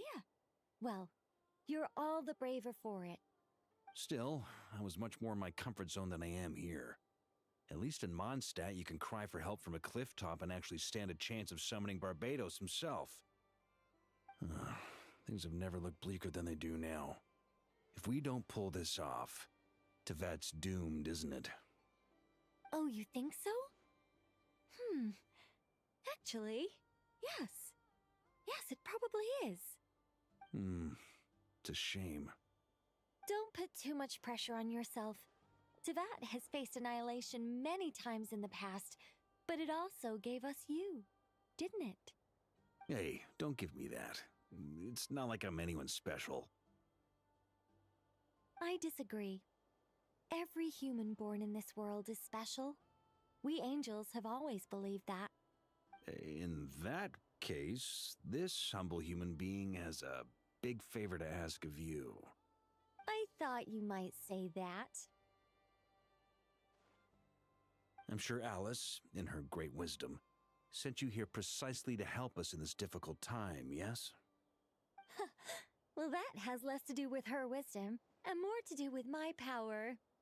Of course, of course. Well, the thing is, these elemental defenses we're about to build, I don't think it's a question of if they'll fail, but when. Durin's findings from his patrols make it clear that Dottore is constantly expanding his territory. First it was his lab, then the design bureau, and now this. It's not realistic to completely stop him encroaching on the rest of Nagcry. Rather, our goal should be to stall him for as long as possible. If Miss Sandroni's calculations are correct, well, they're the closest thing to certainty we have in this situation, so let's assume they are. Anyway, her calculations suggest that our best hope for victory lies in Miss Columbina's return. It's up to us to slow Dottore's advance and buy time for her to make a return. Are you asking me to help you with building the defenses? No. I'd like you to prepare for what comes next. When he eventually reaches us, we will have to fight him. You were an angel once and a mage now. I'm asking you to lend us your protection. Oh. Can I take it that you're triggering the terms you fought for during our three-way talks? Well, technically those terms were about protecting Mondstadt. But if you're happy to agree to the change in location, then yes, let's do that. You're cashing in on this much sooner than I'd imagined. Well, yeah. The way things are going, I might not get another chance. Very well. The mages have heard the knight's plea, and we will respond. To tell the truth, Alice and I had already discussed how we might help you all, so I didn't come empty-handed. I always like to be prepared.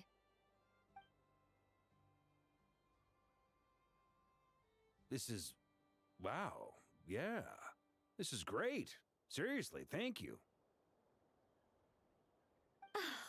It's been many long years since I had a chance to dazzle humanity with a little divine intervention. To humbly serve as a reliable and responsible guide. Anyway, Knight of Boreas, please accept this gift in recognition of your great virtue. Go now. May the angel's blessing deliver you safely to your destination.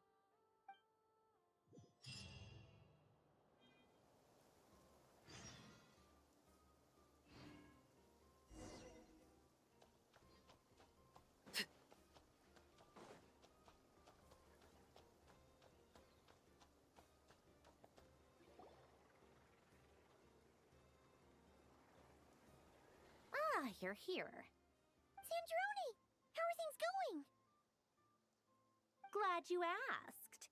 You two are about to become the first people to lay eyes upon my masterpiece. Or should that be the first person and the first, specter? Hey! Whatever. Come, feast your eyes on this.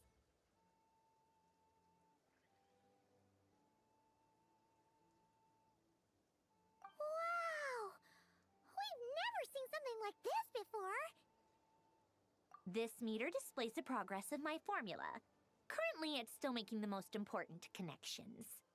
Once it's finished running, I'll deliver it right to your side. And then, we can finally bring Columbina back. What do you mean, deliver it? Can't you just tell us over the Dodo communication device? It'll just be some numbers, right? Ugh, you're such a greenhorn. This isn't the kind of formula you solve in math class.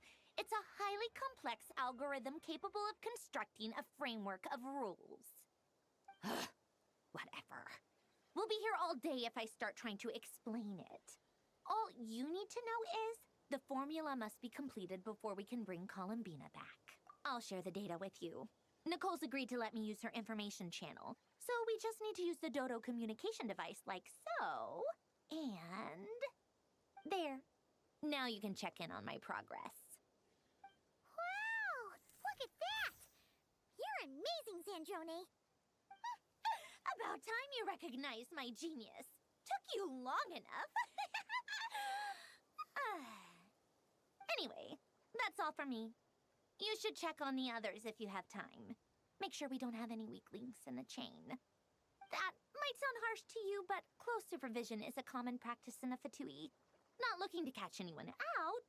I just care about everything going smoothly. That's all. I'm kinda stuck here while the formula's running, so I need you to be my second pair of eyes in the meantime.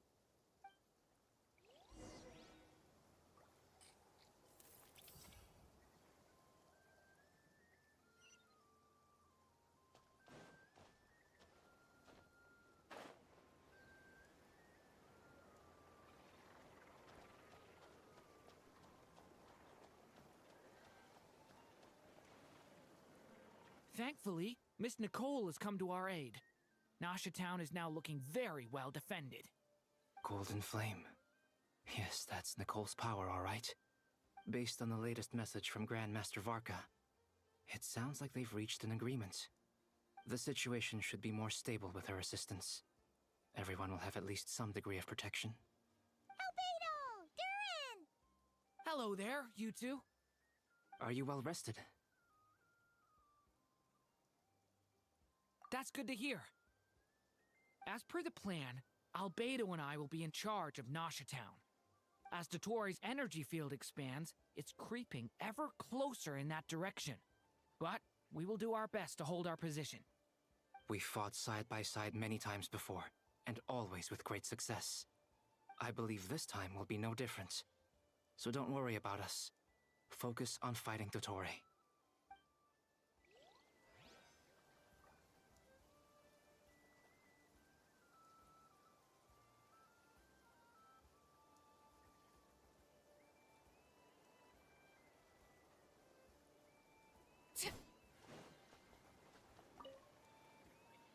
Traveler, Paimon, a pleasure to see you both.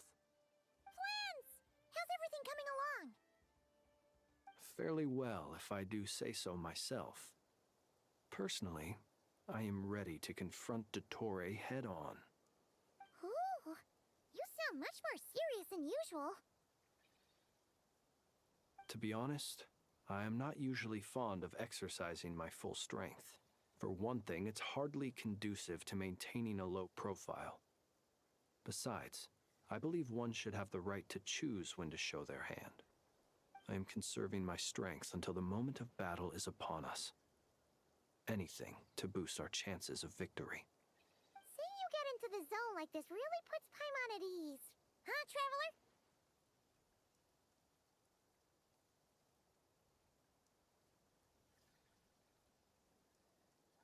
I consider it an honor to have your trust. Rest well. I look forward to seeing you both in your element during the battle.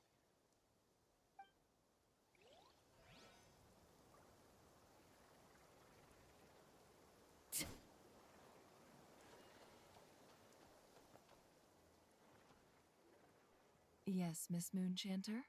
What are you staring at? You always address me in the strangest ways. Lady Moonchanter 1 minute, Miss Moonchanter the next. Yes, and? Are either of those incorrect? Not as such. It's just that I simply call you Nefer nowadays. Uh-huh. That's my name. What's your point?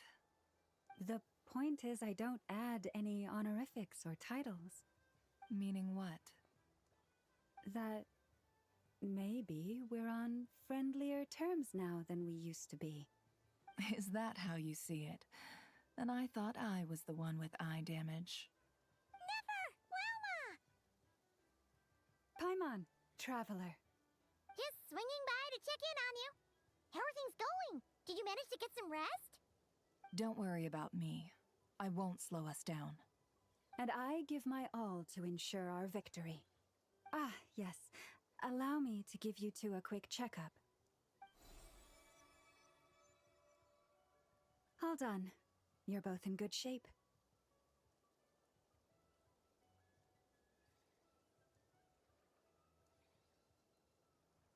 You're welcome.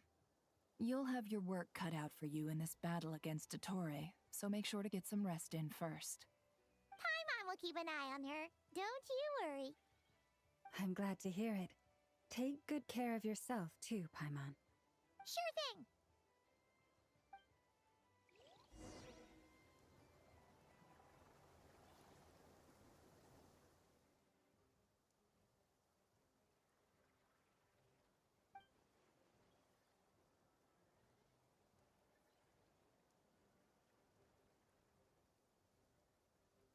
Here they come. That's quite a horde. As we expected. Get ready, everyone. Take your positions and prepare to engage. Let's begin. I'm at the ready.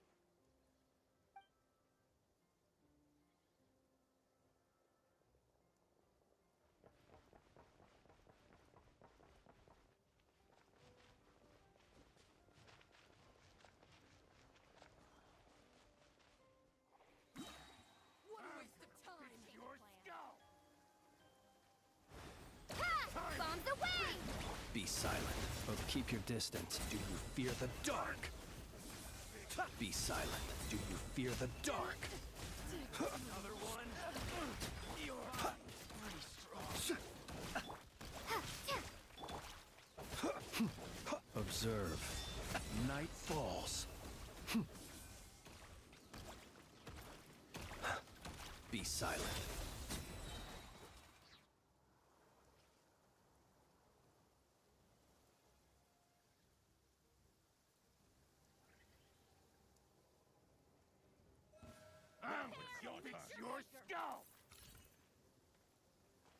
You poor lost lamb. By the frost moon. Can't hide it. These creatures cannot stand against us. Oh, fighting talk. Just don't let your guard down. That goes without saying. I'm hardly the risk taker in this group. Excuse me?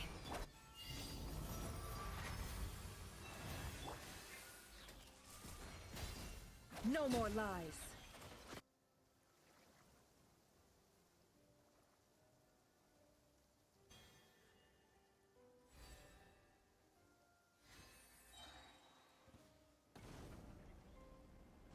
Live!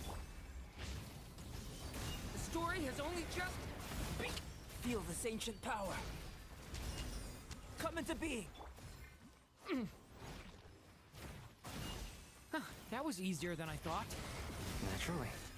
What do you mean? Is it because as created beings go, we're a...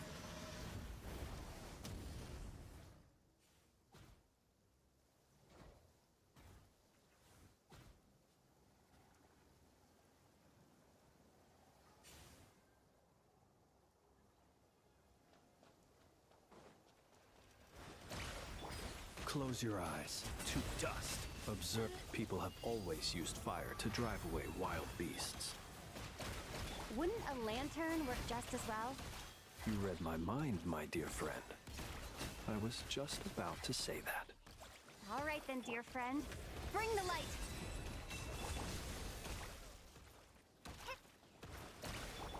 By the frost moon of old, leave the seek within.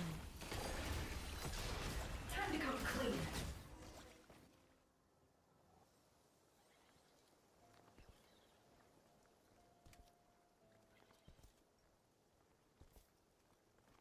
You're looking well. I trust you've had a good couple of days. Dottore. It's actually a good thing, in my view. If the subjects of my experiment were to die prematurely, it would throw quite a wrench in the works. And so, I must thank you all for your resilience. We are no longer on the same level, but you are nonetheless worthy of my respect. A creator god should be merciful and gracious after all. And in any case, it is only right that before I end your lives, the world is informed of the arrival of their new god.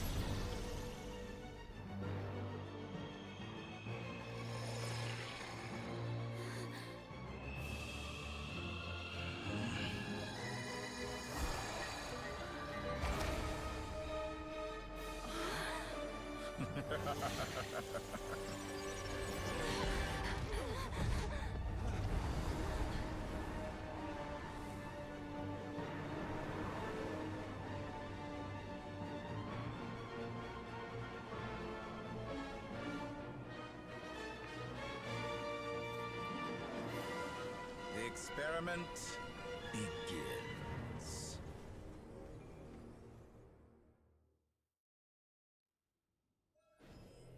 With the marrow of the three moons in my hand, behold the false moons fall!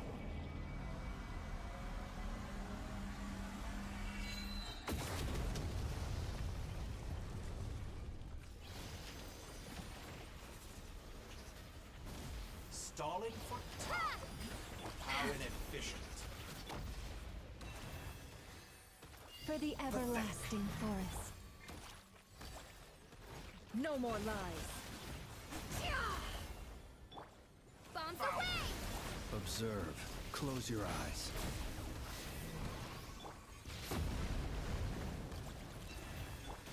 Moon's remnant. Go! Can't hide the truth.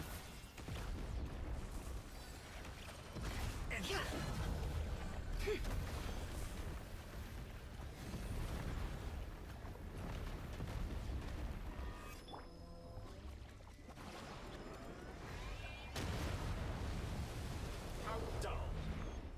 Water jet! Forest? Observe. First, like an ant in my palm. Oh. I've been moved inside another space. And it's sealed off. Looking at the structure of it, it seems like the Torre intends to trap us here. There's no exit. Our endurance is about to be put to the test. Did you honestly think that would hit me? Lush as the moon. It all adds up. Still collecting data. Leaving openings on purpose. Confident, aren't we?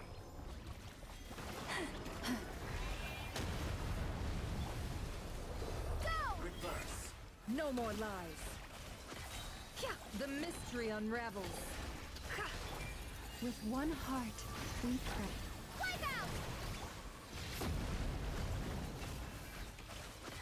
Pathetic.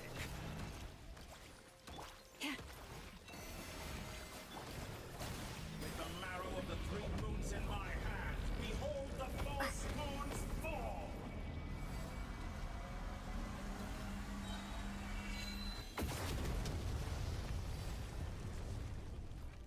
Entropy bends to me.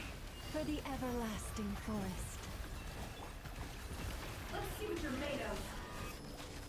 It all adds up. The deception ends here. You cannot face me. Found you. Can't hide the Good. truth. Keep it up. Tell me, where am I scurrying off to next? Looks like Dottore has opted for a divide and conquer strategy. But we will not allow him to triumph. Now, I shall pray for our victory.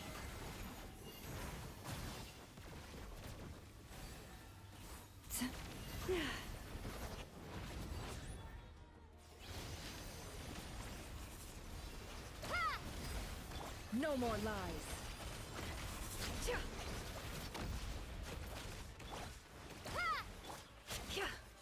Entropy bends to me.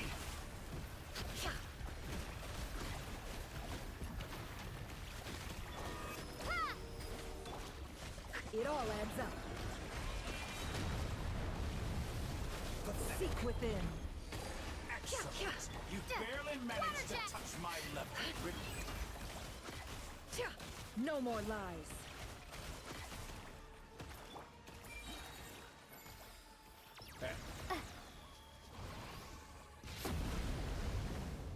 Wipe out! Can't hide the truth. The deception ends here. Help. Did you honestly think that would hit me? It all falls into place. It all Good. adds up. Keep it up. I'm to be annihilated. That which cannot stand against me. What's this supposed to be? A knockoff version of the space Columbina got trapped in? There really is no way out. We'll see about that, Dottore.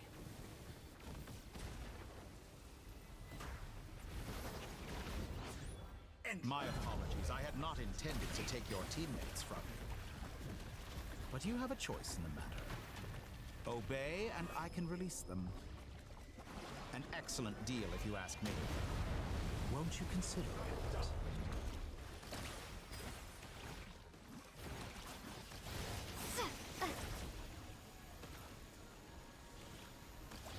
Go!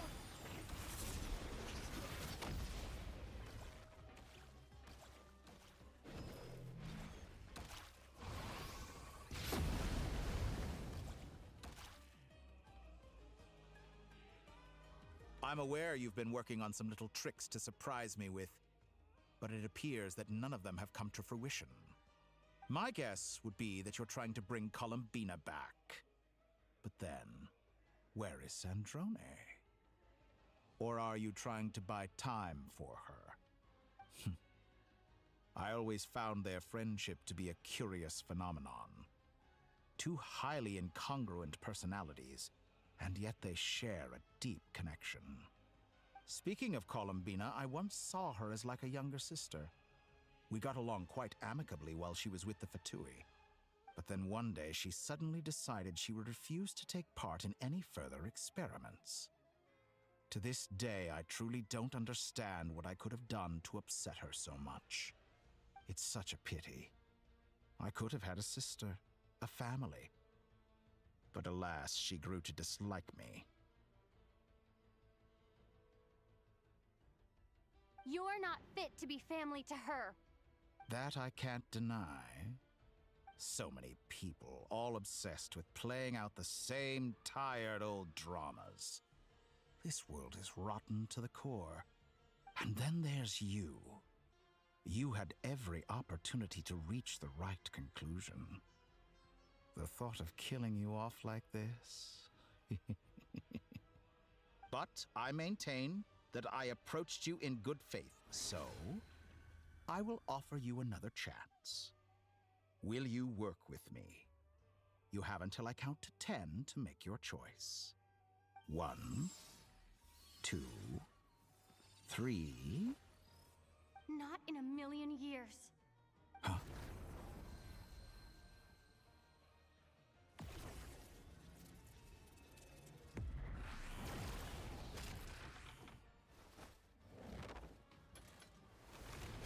Sandrone, what a pleasant surprise.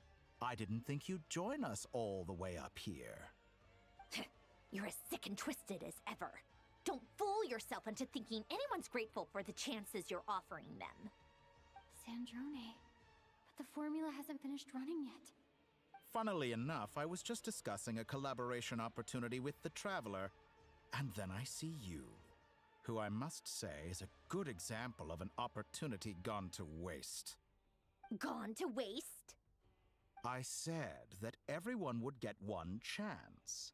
And you've used yours to march right back into the lion's den. So yes, it's an utterly wasted opportunity.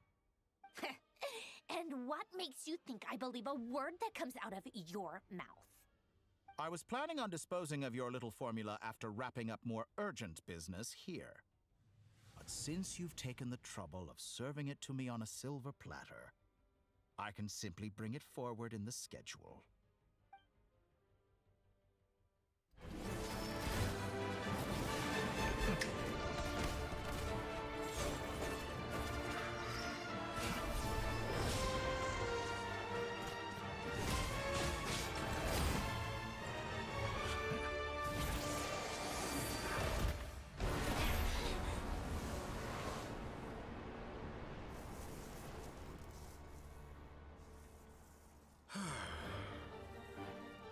Is this your life's work? This piece of trash?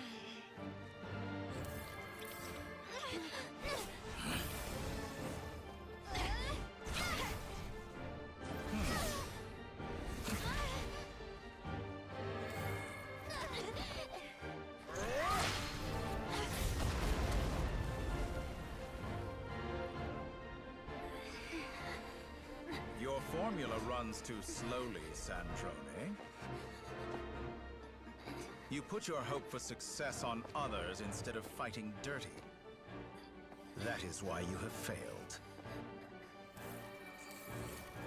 Now, whom should I slay first? Any volunteers? No one? How nice of you to leave the decision to me.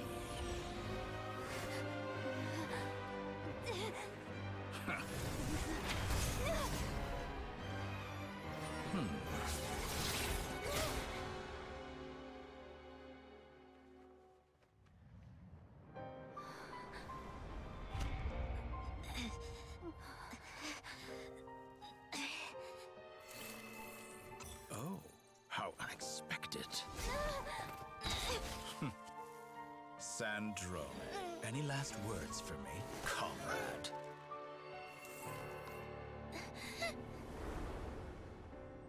Is there anything you wish for? Not really.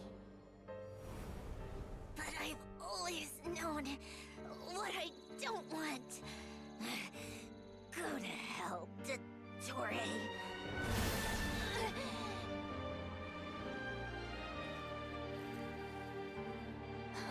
No!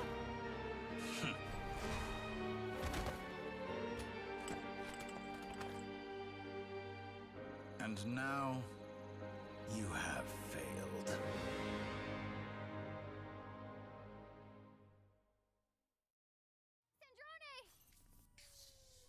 Now you see how fragile mechanical contraptions are. Just a gentle tap, and they fall to pieces. However keen of an inventor Sandrone may have been, her death spells the end of the formula that was running inside her body. Of course, I have to commend her for making it this far. As her colleague, I have to admire her stubborn tenacity. Now, it is time for you to take your place by my side.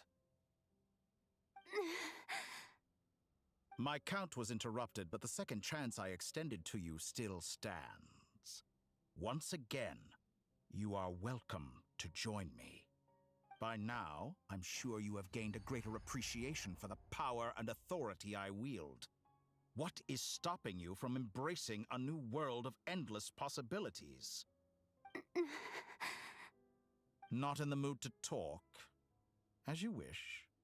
You seem less talkative than usual today. I'll change the topic to something more apropos. Sandrone was always like this, never trusting anyone, always so reluctant to share her research with them. Objectively speaking, she had her strengths. It is remarkable how she extracted and even optimized the world formula from so much data. But her inability to trust was her undoing. Had she allowed someone else to monitor or run the formula for her, you might still have a chance at victory even now. But regrettably, she was a stubborn fool. As much as it pains me, she had to go. Dottore. Maybe this is news to you, but people can change. Columbina surprised you when she escaped, and I think Sandrone would surprise you too. Change? You can twist the truth however you want, but I see it clear as day. You're the one who can't trust other people. Is that how you see me? By this point, what can you hope to do about it?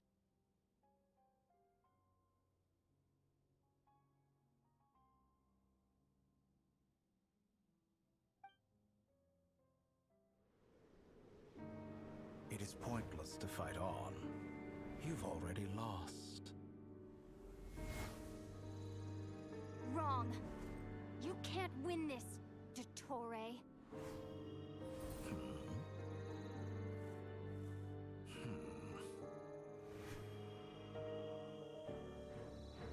What?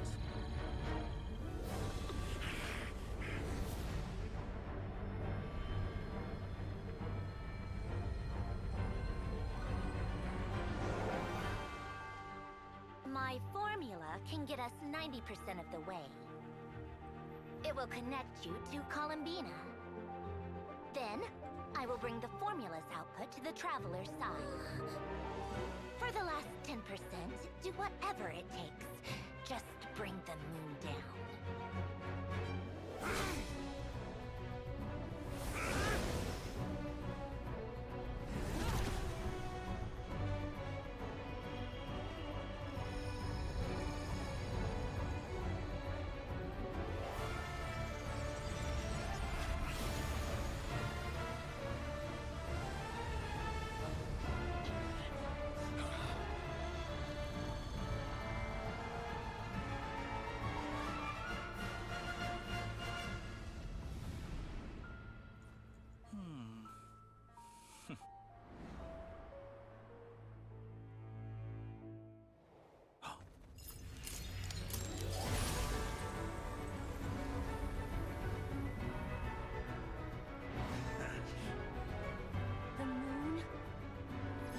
never be yours.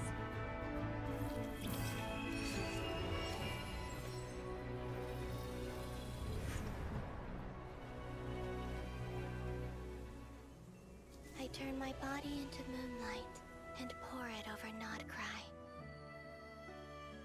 My soul, I leave here to inform my future friends.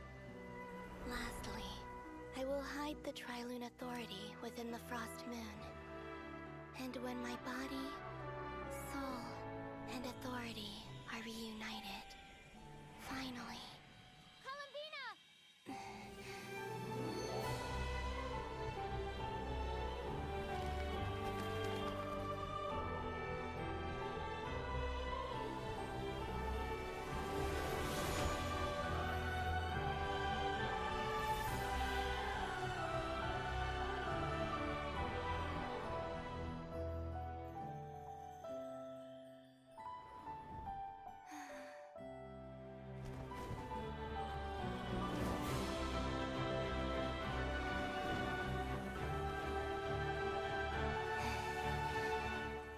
It's been too long.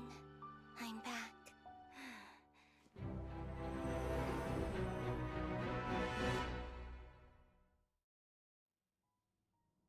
Stay focused on the battle, Traveler. What a touching reunion. Though I personally find myself repulsed by the sight of weaklings huddled together for warmth. Now, you're quite finished patting yourselves on the back. Show me how long you can struggle before you drown. Watch out, Columbina! He can manipulate space itself! I know. Wait for the right moment. We'll strike together. Moon's remnants. Go!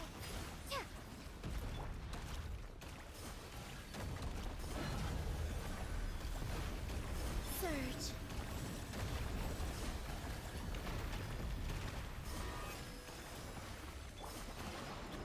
Water jet! Did you honestly think that would hit me?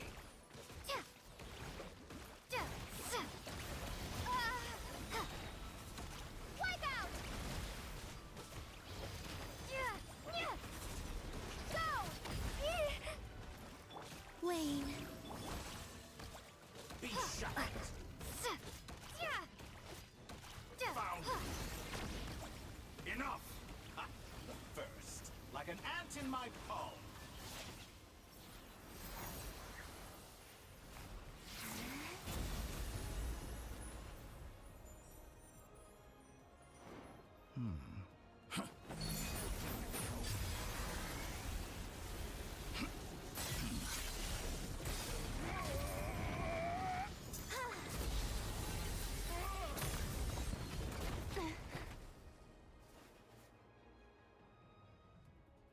I grant you the new moon's blessing. The new moon shines upon you. I am growing weary of your... It's over, Dottore!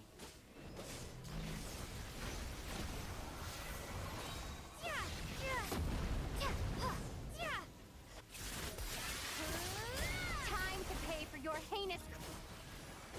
No longer must the world cower in the cold night. Our future is not your... Let the moonlight dispel the darkness.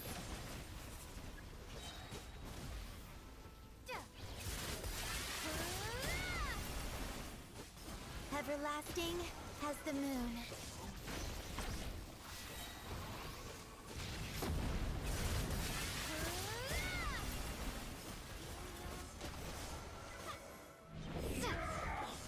So close. I was so close to the new... Willfully blind. How can you be so satisfied with your fate?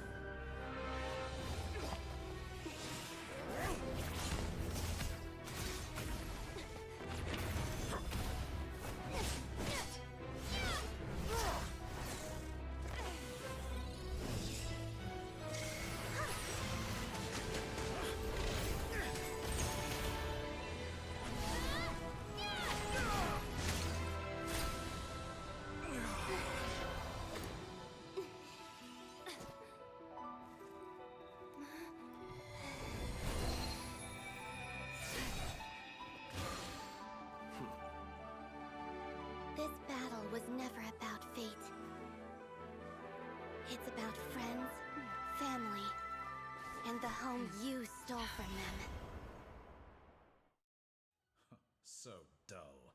Only the weak rely on each other for comfort. You shall see. Once I transcend fate, you will be nothing but fodder for my grand experiment! That will never happen.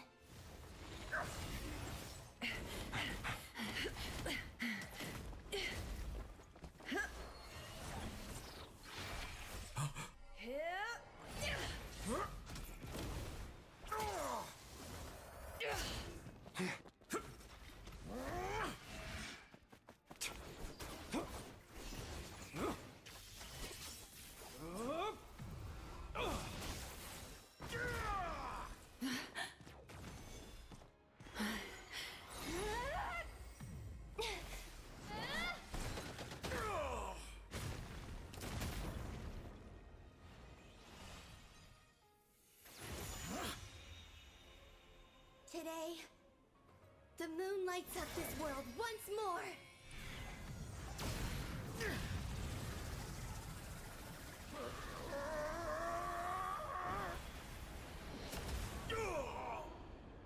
This loathsome world.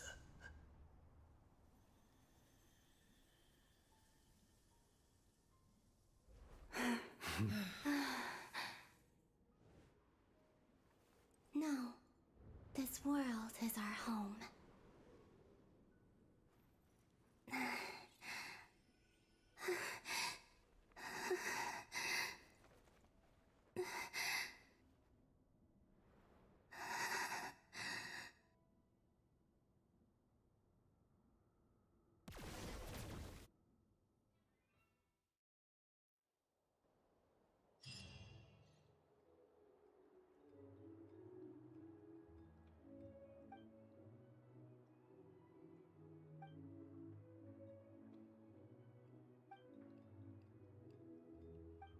No, you're doing it wrong.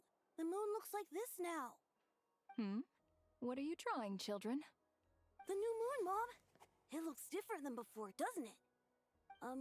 Also, can I go buy a sugar sculpture today? All right. I suppose today is a special day after all. Almost like a festival. Extra, extra! Get the latest Nasha Express here! Post-disaster report! Nasha Town reborn beneath a new moon! The voyage begins today! The future looks bright thanks to the League. Want a copy? I knew things would be different. But I didn't think that would include the moon. They say a new moon goddess has been born. A new moon goddess? Who's saying that? The Frost Moon Scions? I guess so. I'm not too clued up on the details. As far as I'm concerned, the moon's still in the sky and it's business as usual. Hey, since we've come all this way, shall we grab ourselves a free meal while we're here?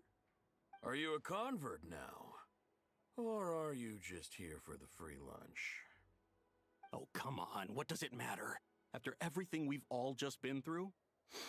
That smells good. All right, that's it. I'm hungry. Time to eat.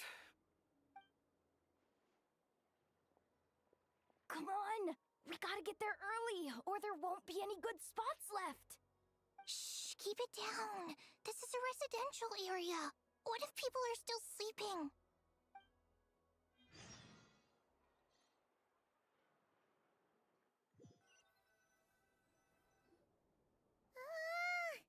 Why is it so noisy outside?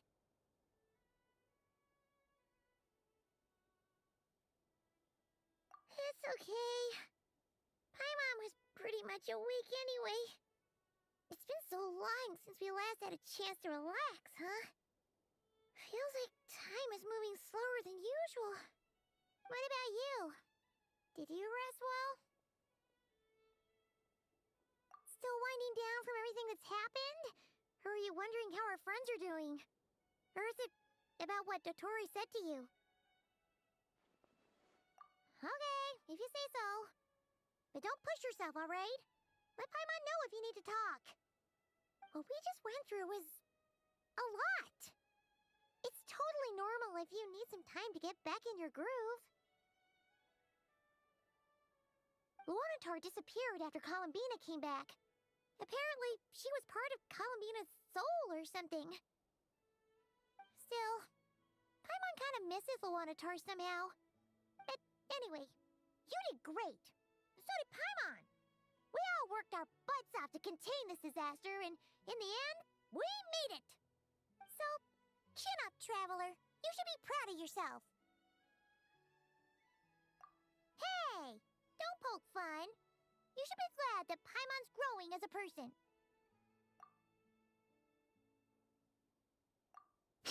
Paimon didn't think you'd mention it. You have no idea how anxious Paimon was. She was worried sick about you. Well, if you really want to show Paimon you're sorry, you're gonna need to make it up to her. You better be ready to splash out on a lavish meal. Phew. Okay. Paimon's full now. Huh? Oh, well... Hey there, Traveler and Paimon! Good morning! Morning, Yehuda! Here for some breakfast? Oh, I've already eaten. Just need some water. I was mostly worried you might forget what day it was today. So, I came over to remind you. Careful there, Paimon. Too much food will make you drowsy. Don't let anyone catch you hiding at the back and nodding off during the league meeting. You should probably be saying that to Aino. She's the baby of the group, if anyone. True. You know, I'm surprised that all these competing groups are actually coming together to try to solve things together. Definitely a first for Nodcry. Well, nothing like a region-wide calamity to bring people together. After that, surely even the most self-interested people have to realize that going it alone isn't worth the risk, right? Try telling Boss Neff that. She's not exactly convinced that people are gonna get with the program. Really?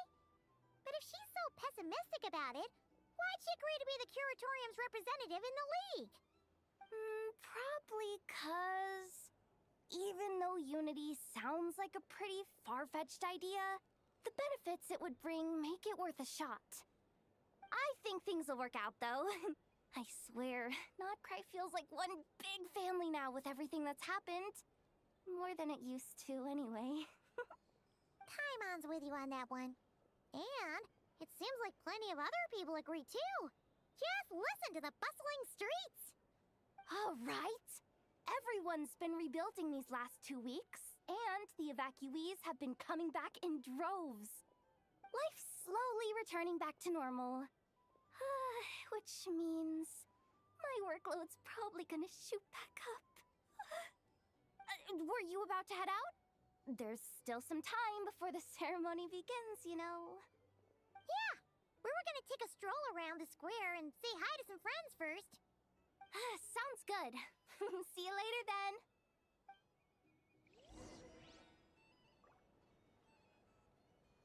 Yeah.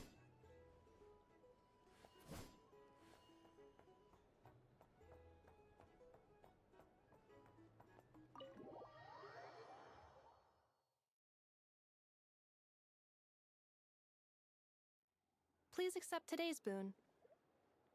Have a nice day. Are Paimon's eyes deceiving her? Or is that Inefa handing out food for the Frost Moon Scions? Hello there. Would you like a feast of the moon, along with some snacks of the day? So, what's new, Inefa? It was only a few days ago when we last saw you, but it looks like you've joined the Frost Moon Scions in that time. And I know too? What are you talking about, Paimon? We're just here to help. Duh. In the wake of the disaster, it's all hands on deck. We responded to Lama's request for support. At times like these, the smallest good deed can inspire others and help them through the hard days ahead. And we're using eggs and heating tubes to make that a reality. In true Krumkake craft shop style!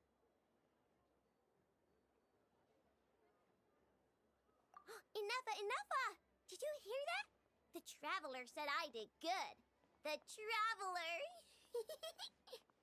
That's because it's true, I know. Proposal. If you can resist eating today's dessert, I will provide you with compliments, too. No way! Well, that proposal got shot down quickly. I need something to get me through the hard times too, you know. Mom! Yes, dear. Go right ahead. Excuse me. Could I take a photo with the robot lady? She helped us get safely out of Notcry, and she helped us get back home too. She's the best. Of course she is. And since I'm the whiz kid who built her, that makes me even better than best, right? But you stole my snacks, though. Oops. Shall we move to the open space near the center? The view there is better. Thank you! Aren't you the better pick for this job, Flint? You underestimate yourself yet again, Master Ilua. Not at all. I rarely come by Nasha Town. I don't know any of the big shots here. All in good time. Socializing is a step-by-step journey. But you're much further ahead on that road, aren't you? You're not seeing the full picture. You know the truth now. My friends do not understand my habits. There is no question about it. The Lightkeepers need a representative in the League. Someone who is upright, cares about other people, and can realize their self-worth through group action. You say it like you wouldn't make the cut. I am most flattered that you think I would. Sigh a little less, Master Ilua, and have more faith in yourself. All the Lightkeepers agree that you're a very promising young man. That is precisely why Starshina Nikita felt safe delegating such important work to you. I'm sure we all also agree that we would sooner die of dehydration than manage to wrangle anything out of you in a discussion. My apologies. I am not in the habit of bringing water with me when I go out. Whatever. I'll take the job. By the way, who else is part of this? Oh, it's quite the who's who of Nodcry. There's the Moon Chanter of the Frostmoon Scions, the boss of the Curatorium of Secrets, a representative of the Voynich Guild, and even someone from the adorable Krumkake craft shop. I'm sure you will find speaking with them to be a genuine pleasure. If you say so. I've never done this work before, so I'm honestly a little scared of making mistakes. But I'll do it. Not only is it our duty as Lightkeepers, but because I want to make Nodcry a more welcoming place. An admirable attitude to take. The beacons are lit, Itlua. We're but one step away from breaking through the blizzard. We have the chance to band together and build our shared homeland into an Elysium. This is unprecedented for Nodcry. An opportunity not to be missed. Yeah. You're right. I'll do my best. Quite a few familiar faces have arrived. Let's go, shall we?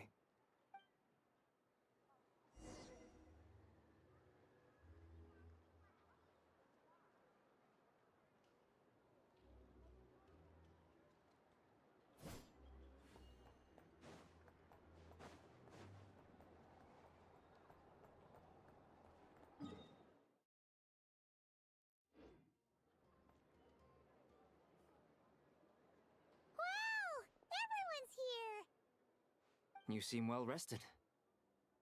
I know no one's asked, but I'm sure you all want to know, so let me just say, we're doing great. Thanks. Well, great, but not perfect. Starting to lose my mind from boredom. Can't drink a drop of alcohol while I'm waiting for my wounds to heal. I'm sure you had a sneaky swig or two. Wait, how'd you find out? I'm sure you must be missing Mondstadt after all these years away, Grandmaster. Yeah, you could say that again. Every time I get news from Mondstadt, it makes me want to go back and see the place for myself. Honestly, once things are wrapped up here, I think it'll be time to head back home. Hey, looks like someone's taking the stage. Can everyone see okay? Anyone need a boost? I'll just listen from the back. It's fine. You're taking this pretty seriously, huh, Durin? Well, it's not every day that I get the chance to see how people speak in official settings. Soak it up like a sponge. I'll make sure you get a chance to practice for yourself later down the line. Actually, I know just the thing. You can debrief the Knights of Favonius for me. Mr. Varka, are you forgetting that I'm not a Knight of Favonius? I can knight you. Any particular title you'd like? Is he joking? I really can't tell. You'll have to figure this one out for yourself. It'll be a good learning experience. It is my honor to host the opening ceremony for the League, and to have this opportunity to speak to you all in my capacity as Voynich Guild representative. Could this person also have been pushed onto the big stage by the real big shots? Guess I'm not the only one then. We come here today, having weathered the trials and hardships of yesterday, and having learned from them the importance of unity and cooperation. All right, here we go. Uh-oh, looks like Aino's off in Dreamland already. Wait, Boss is looking kinda drowsy too. What's up with her? Come on, get the speech over with already. Nodcry is our home, the land we rely on for survival. And as we chart a course for the future, may we persevere through the storms ahead as we sail towards a new era of prosperity, freedom, and hope.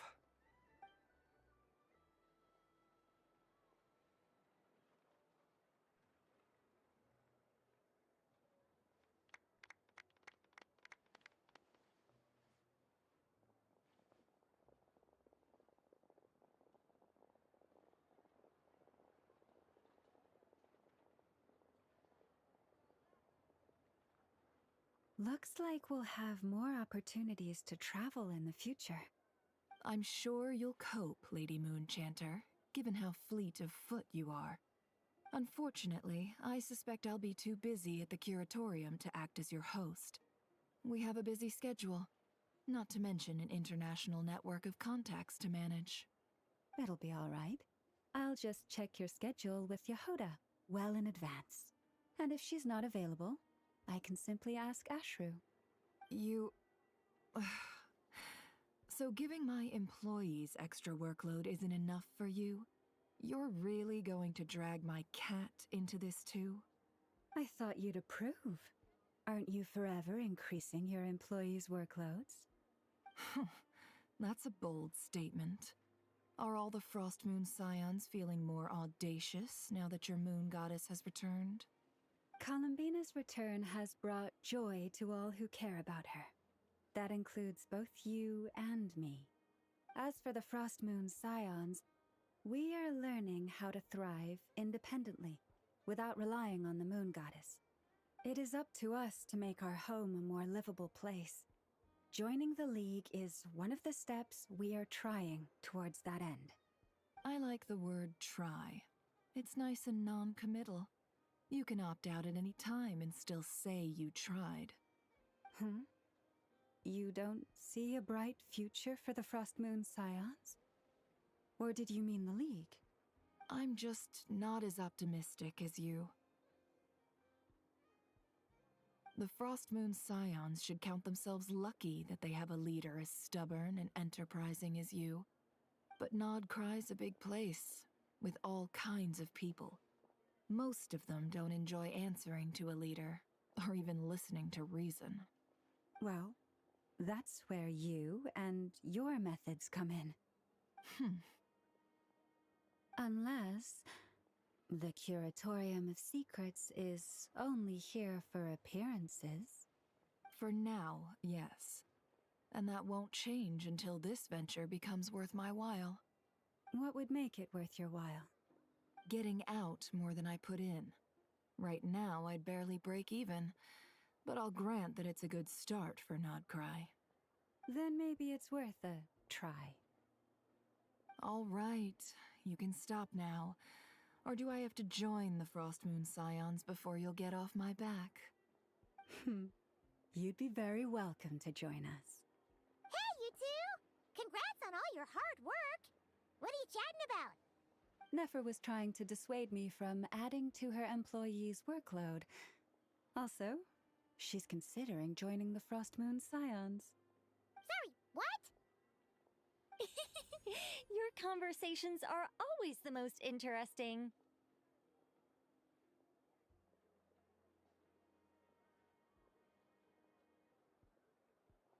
Would you two care to join me for some tea before heading to your next destination?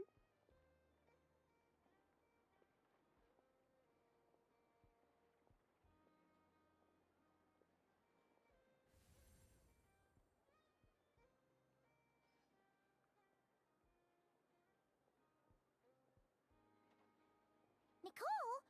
Wait, where are you? Aren't you gonna show up today? Sadly not.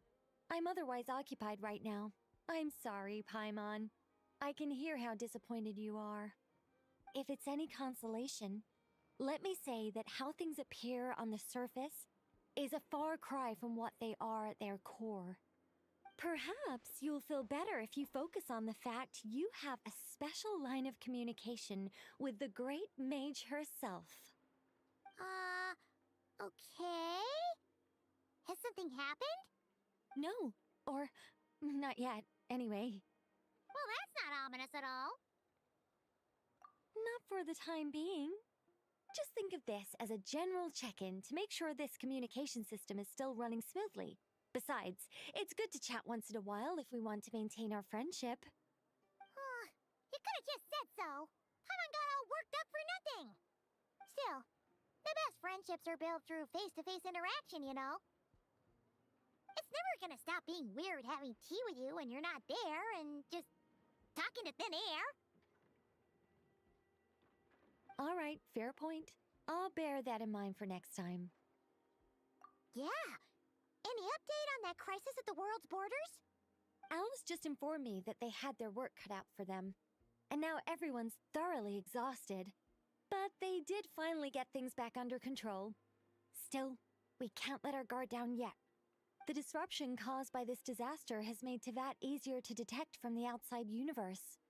She plans to wait for things to stabilize, then reschedule her Mondstadt vacation plans. As for me, I agree with Hat Guy's perspective. This is a time when many new variables are emerging, and the situation is changing constantly. Plus, most of this change is for the worse. We have to remain vigilant and ensure that the embers of chaos are not rekindled. I did notice that the energy in Nodcry changed somewhat after the War of Funerary Flame, but since it was still aligned with the Light Realm, I never gave it a second thought. It looks like I'll have to examine the connections between phenomena I observe more closely in the future. Just doing my duty. It's more or less second nature by now. Of course, to give you the full picture, I'd have to start with the substance from which angels were formed. Never mind. Paimon's right. Showing off my knowledge would be much more satisfying in person. By the way, you did receive the gifts from the Hexen Circle, yes? I'm not trying to claim credit or anything, but my pride demands that I at least mention it. They're quite similar to the protective talisman that Alice gave Dory, but with some very special enhancements. Oh! So that's what kept our friends safe when Dory trapped them. Indeed. We went to great lengths to make sure they were invisible to his eyes. I'm so happy they came in handy. Still, not fishing for gratitude, by the way.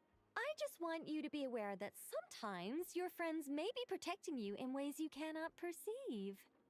Anyway, I'll contact you if anything else crops up. If not, you know what they say, no news is good news. Oh, my angelic instincts are tingling. They say you should head to the docks next. Your friends are about to board their ship home.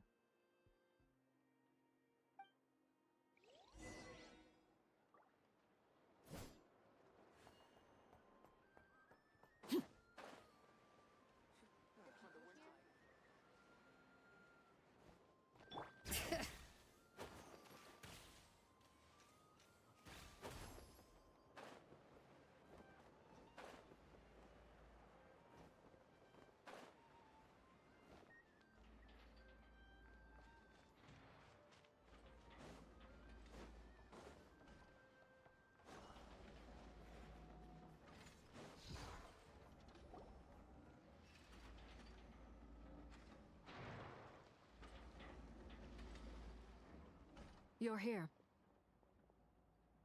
You're here too, Hat Guy! Are you heading back together? No. I'm bound for Sumeru, and she for Fontaine. We just happened to cross paths at the harbor. Everything seems fine. Sandrone may have an abominable temper, but she's always been very responsible with important calculations, and things entrusted to her by valued friends. You always speak as if you know us inside out, Mr. Hat Guy. Maybe I'm just a good judge of character. I certainly hope that's all there is to it. Regardless, you have been a significant help in this matter. For that, you have my gratitude. I didn't do anything special. Sandrone's the one who completed a seemingly impossible formula and turned the tide of the entire battle, even giving her life in the process. She's the one we should be thanking. Even we were unaware that Sandrone had hidden the real formula inside Polonia's body. She managed to fool Dottore into thinking the formula was running in her system by installing an identical-looking decoy within her. She probably realized that she didn't have the strength to stop Dottore. But this way, she could at least get him to lower his guard. She always worked like that.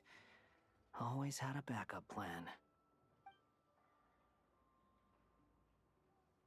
Well, that's why I'm traveling to Fontaine. She made a request of me long ago, and the time has come to fulfill it. She said that should she ever fail in a mission, she'd like me to deliver her core and Polonia's to the Fontaine Research Institute. She also mentioned that she had made arrangements for people there to set her affairs in order. Some of her personal effects, such as her notes, were left to me. I've decided to take them back to the House of the Hearth.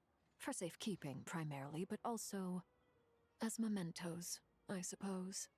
However, there is one book among them that I'd like to leave in your care. I'll have someone deliver it to your residence at the flagship at a later date.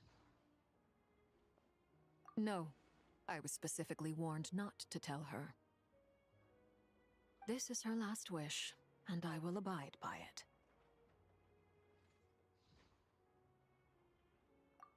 I can only hope so, but none of us here can know for certain. I bade farewell to Columbina earlier today. As promised, she turned the iridescent moon's marrow over to me. She spent a long time with Sandrone's body, saying her goodbyes. Oh, is she all right? Sandrone's passing has left a great wound in all of our hearts. It will take time to heal, but Columbina surprised me. She offered me some words of comfort before I departed. Despite being grief-stricken herself, she showed an awareness of the feelings of others around her. She never used to act like this. Clearly, she has grown. After these recent events, the Tsaritsa has revoked the Pale Star Edict. Snezhnaya now realizes that the arrest warrant for Columbina was just a ploy by Dottore, who coveted her powers. I shall return to Nodcry to see her as soon as I find the time. I hope that from now on, she too will explore more of the world. Columbina Hyposelenia's journey is only beginning. My ship is here. Traveler, Paimon, we shall meet again. You too, Hat Guy. What are you still bumming around for? Isn't Columbina waiting for you? I thought today was the day you'd agreed with her to go find out the truth about your sibling. You're afraid you won't like the truth when you see it. Well, this is new. I was starting to think that nothing could scare you. Don't say that! Wouldn't you be if you were in this situation? Fair point. But I'd say I have more experience facing up to unpleasant truths than the Traveler. They say blood's thicker than water. I know how much you need your family back. More than you need any of your friends. And I'm sure that all your real friends understand that too. No matter what the truth turns out to be, they will stick by you and support you, whatever decision you make. Finding the truth is important. But more important still is what you choose to do once you've found it. At least, that's the life lesson I've learned from my experience, grappling with the truth. What? Now that Dottoro's dead and gone, maybe I regret not getting to end his life with my own hands. Or maybe it's something else. But for whatever reason, I still feel like I have a chip on my shoulder. Either way, I'm going back to Sumeru.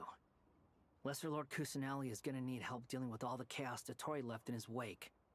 Not just from this incident, but everything he did in the past, too. You should continue with your journey, as you've always done. Who knows? Maybe we'll meet again someplace else. So, what should we do now?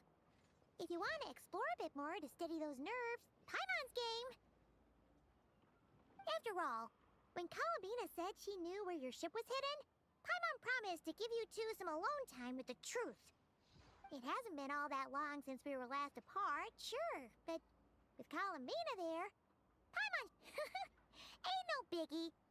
Paimon might be all about that food and fun, but she knows how to do right by people. Paimon's sure you'd prefer to digest the news about your brother in peace. But, no matter what you see, just know you can share it with Paimon. Of course, as long as it's not super private. If you can't make sense of something, let's give it some thought together. And even if we both can't figure it out, Paimon can at least treat you to a nice meal. Glad to hear it. Feel better now? Alrighty. Next up, time to meet with Columbina.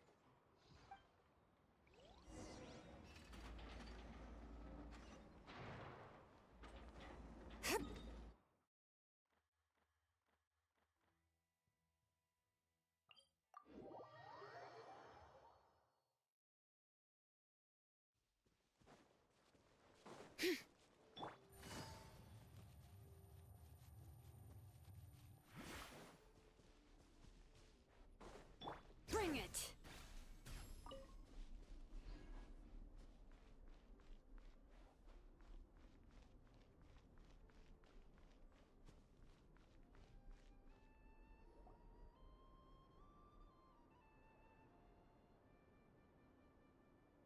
Columbina, we're here! Can't quite believe we're meeting out here. We've gotten used to walking over to Silver Moon Hall whenever we go see you. Well, you're still welcome to go there whenever you want to see me. It's just, now that it's all over, I've decided to make some changes. Try and fit in with the Frost Moon Scions, like Lama suggested. The older generation are still timid around me. They don't dare get too close, and they bow their heads when I walk by. But things are much better with the children. I see more curiosity in their eyes. Hopefully, by the time the next Moon Prayer Night comes around, I can enjoy the festival with them as myself, without having to pretend that I'm only dressed up as the Moon Goddess. You'll do fine, Columbina. Paimon's sure they'll realize you're super nice once they get to know you better. You really think so? When we first met, you thought I was a little up in the clouds. We were just starting out then, come on! So Lama told you, huh? I'm only teasing. I know that I have you to thank for pulling me back down to solid ground. It feels good to finally stand firm on the earth where I was born. Oh, that's great!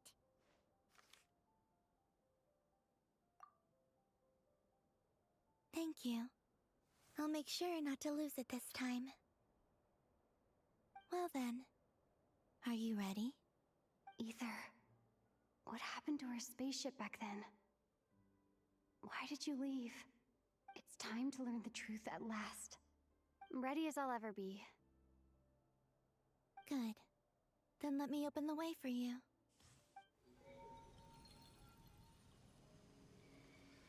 Where does this lead? To our shared destination. Huh? Do you remember me telling you about my missing prologue back when we just met? I said that my story began on the moon. But while I was inside the moon's reflection, I realized that my prologue was really hidden in the future. I just had yet to discover it at that point. The story of the time before I was born was in fact the story of my distant future. It's truly fascinating. But when I obtained the Trilunar Authority and returned to our present reality, I sensed something I hadn't expected. Your prologue. So you mean... Yes, your spaceship. All this time, it has been hidden on the Frost Moon, which lay beyond the sky. The great ruler of the firmament. The heavenly principles. Wait, them? Why would they do that? I don't know. Perhaps your ship contains something that is incompatible with Tevat. Or something that cannot be known. Oh, did I pick a bad time to say this? I know it must have been hard to work up the courage to do this. Maybe I should have waited until you were on the moon, with no chance to back out. That would have been kind of mean, you know.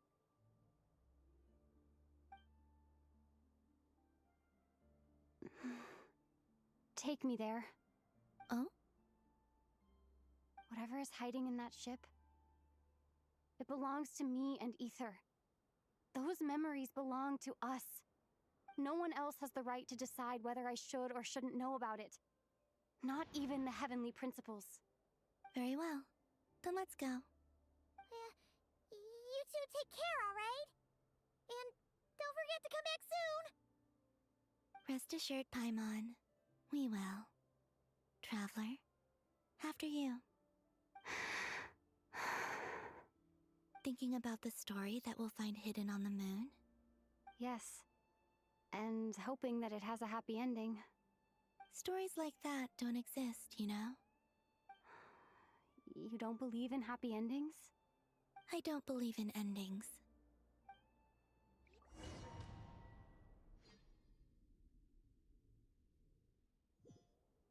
Where am I? This is the pathway I built between Tevat and the Frost Moon. The moon is very far away from us, so it could be a long journey.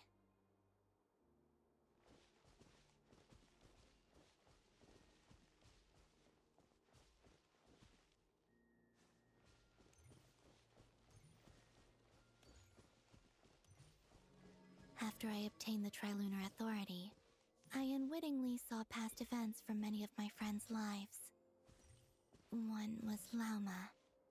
She was so young when they chose her to be the Moon Chanter.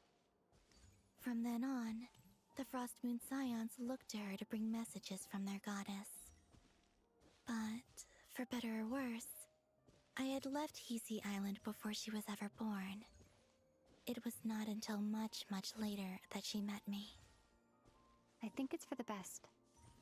Because of the way things turned out, You had the opportunity to become friends. You're right. In that sense, I think we were both very lucky.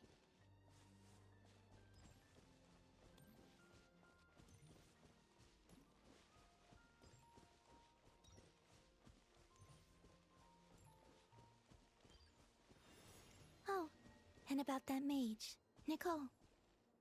I only recently learned that she has lived in Teyvat since the time of the Three Moon Sisters. The Moon Goddesses always had a good relationship with the angels. I suppose our friendship continues that tradition.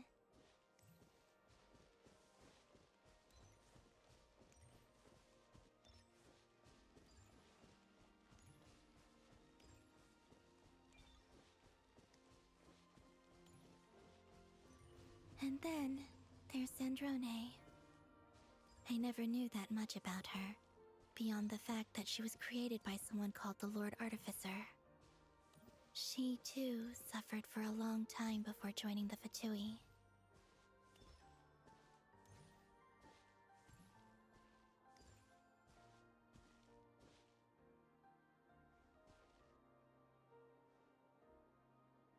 How I wish I could talk to her again. Even if only to hear her say nasty things to me.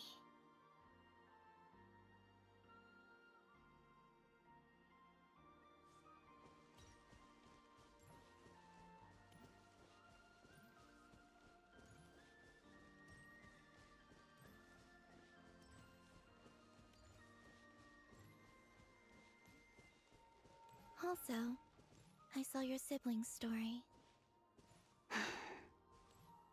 I'm afraid I didn't see much. It seems that he rarely came to the surface, where the moonlight shines. But I did notice that back when you first set out on your journey, he would often appear nearby, gazing at you from afar with a guilty look in his eyes. Ether... Let us speak no more of the past. I probably shouldn't reveal so much about my friends. It's not my place. Let the moonlight carry us forth. We are very close now.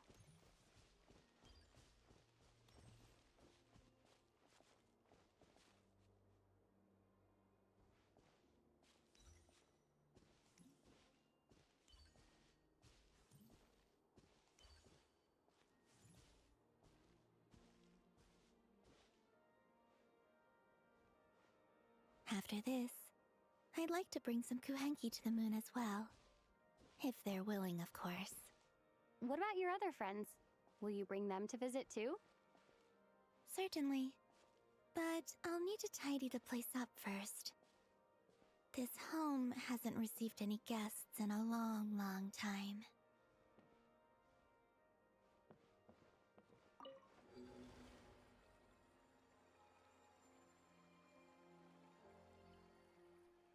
I remember writing something similar with you on Moon Prayer Night. I believe it was called... Dodoko's Whirligig. Yes, that was it. You asked me if I was afraid to return to the moon, and I said that I was. The idea that I had gained something precious, only to lose it so quickly. That frightened me. But I'm not afraid anymore.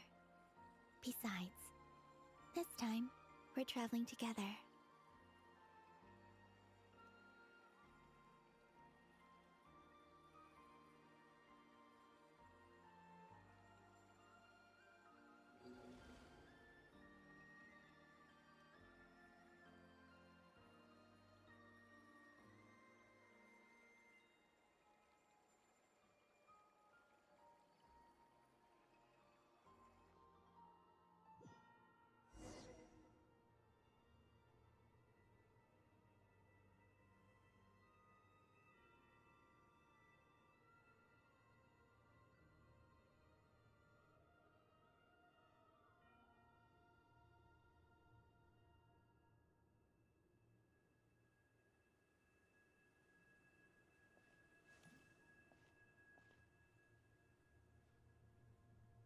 We're here.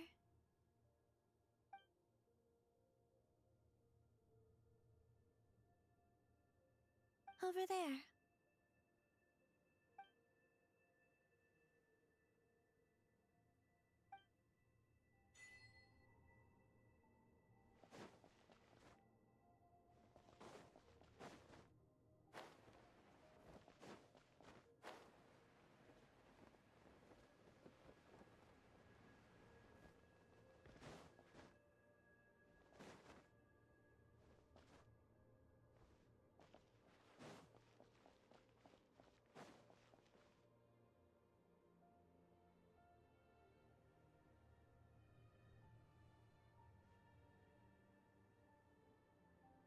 Our spaceship.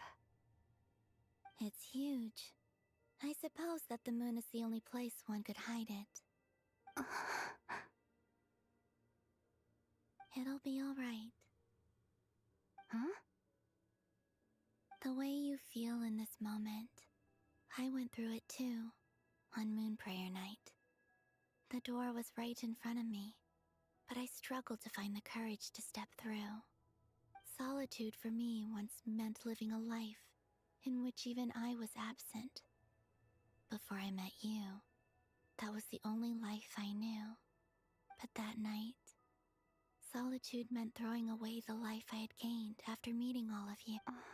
Columbina. Go. Retrieve the part of your life that was once lost. Trust me, you will lose nothing by doing so.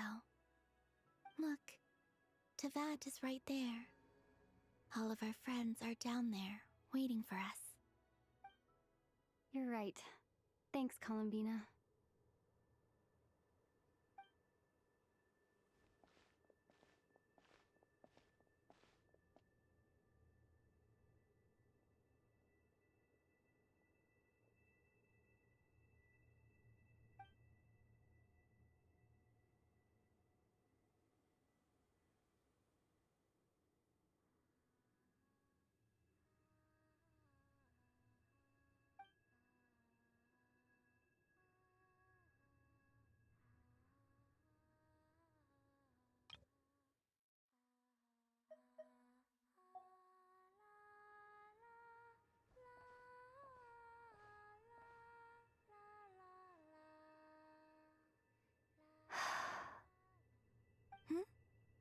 Finished?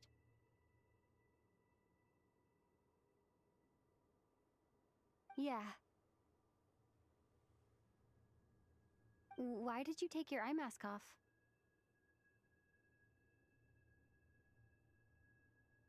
Well, since my return, I've decided to take more opportunities to see the world with my own eyes. Besides, I've always wondered how Tevat looks from the moon. And what do you think? It's beautiful. I could spend a whole day here just gazing at it. What about you? What do you think of the truth you found? I haven't looked at another person's expression in a long time, but I think yours is saying it was neither good nor bad. Keep this up, and it won't be long before you give Nefer a run for her money. Oh, I don't think that's going to happen. I'm much more used to sensing what's going on around me with Kuvaki. I think I'll save my eyes for seeing special moments I really want to remember. I read the spaceship's flight logs. I always assumed that this was my first time in Tevat. I thought that Ether and I must have been hibernating in space for centuries on end. But the logs show that our spaceship flew over the skies of Tevat once before. A long, long time ago. Flew over? So you didn't land? No. The ship barely came to a stop before flying on again. After that, it continued traveling through space for a long time. Some of the data is corrupted, but I suspect that it kept flying for thousands of years. It was only after that that the ship made a forced landing in Nodcry. When Ether found me, he came from outside the ship. Could this mean that he left the ship long before I did? Maybe even during our first pass over Tevat?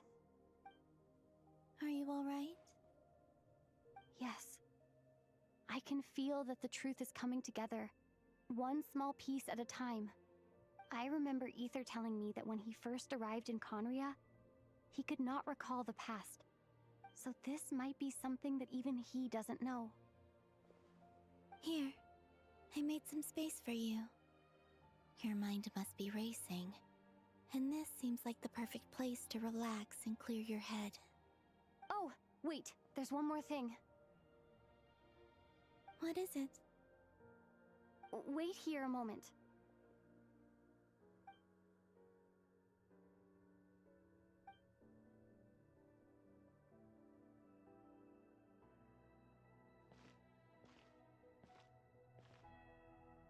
Hey, Columbina.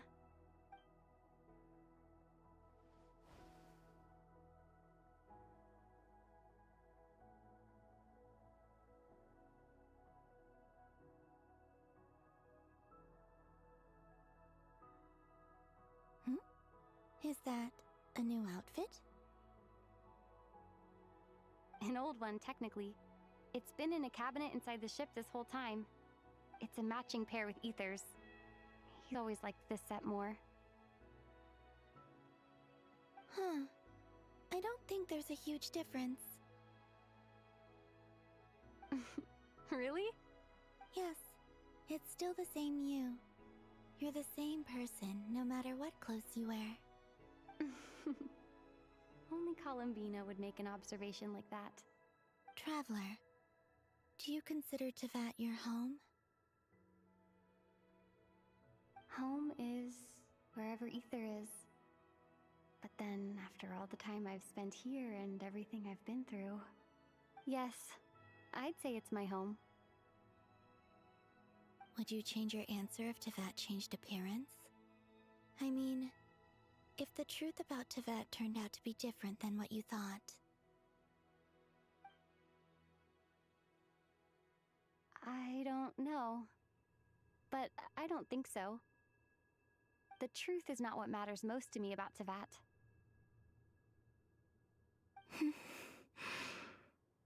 When I was first born, I longed for a home. And when you get something before you're mature enough to understand the world, you just take it at face value. I thought that a home was a transaction. You give me what I want, and I'll do the same for you. But you and your friends taught me what a true home should look like.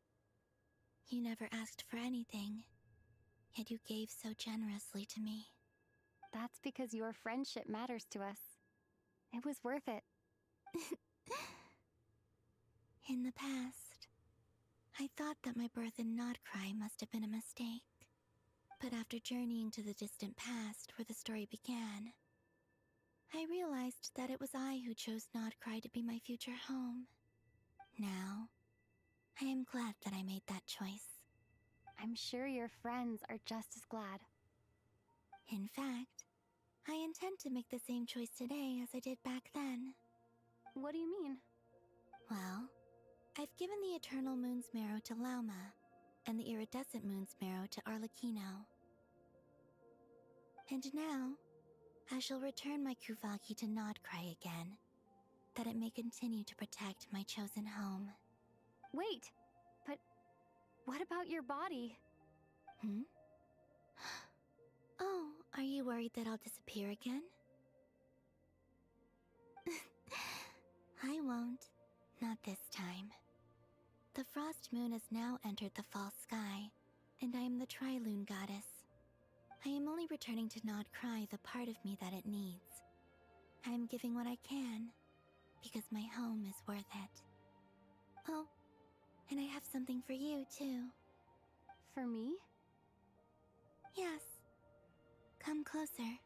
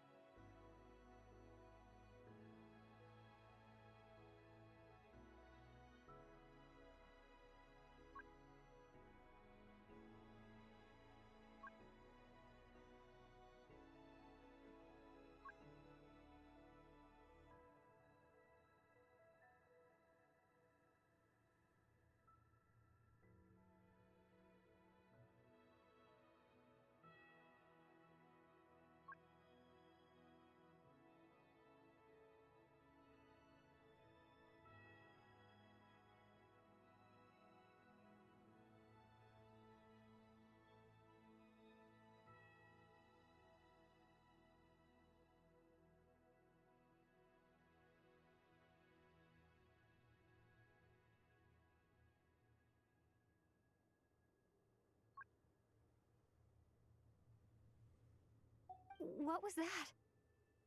I lifted some of the restrictions this world placed on you. I trust this will help in your future adventures. My power. It feels like it's grown. I can use the elements more freely now. Thank you. This will be a great help. You're welcome. I see you as family, and after everything you've done for me, In fact, no. It's not because I owe you. It's because you're worth it. Here, this flower is for you.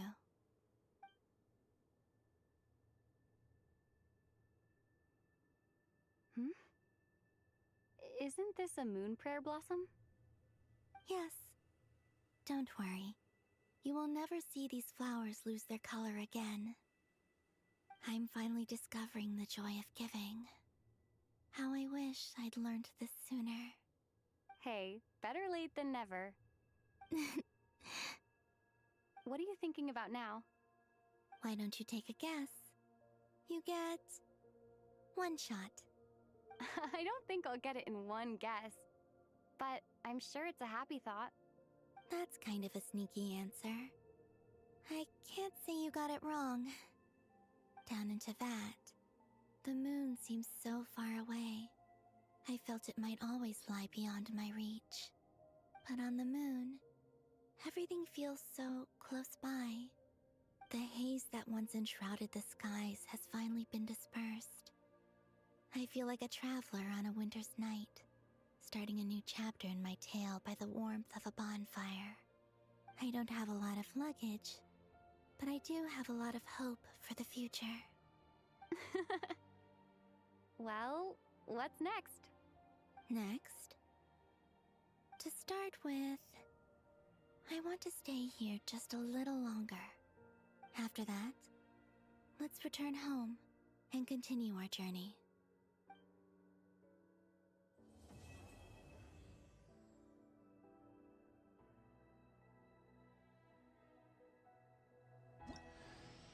These clothes bring back so many memories.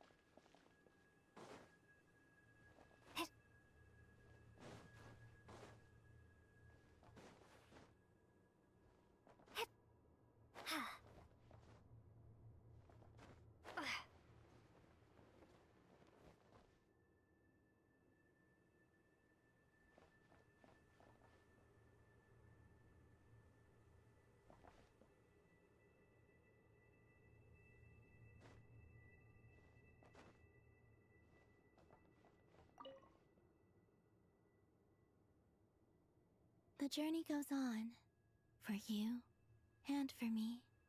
Like I said, this is not the end. I don't believe there has to be an ending.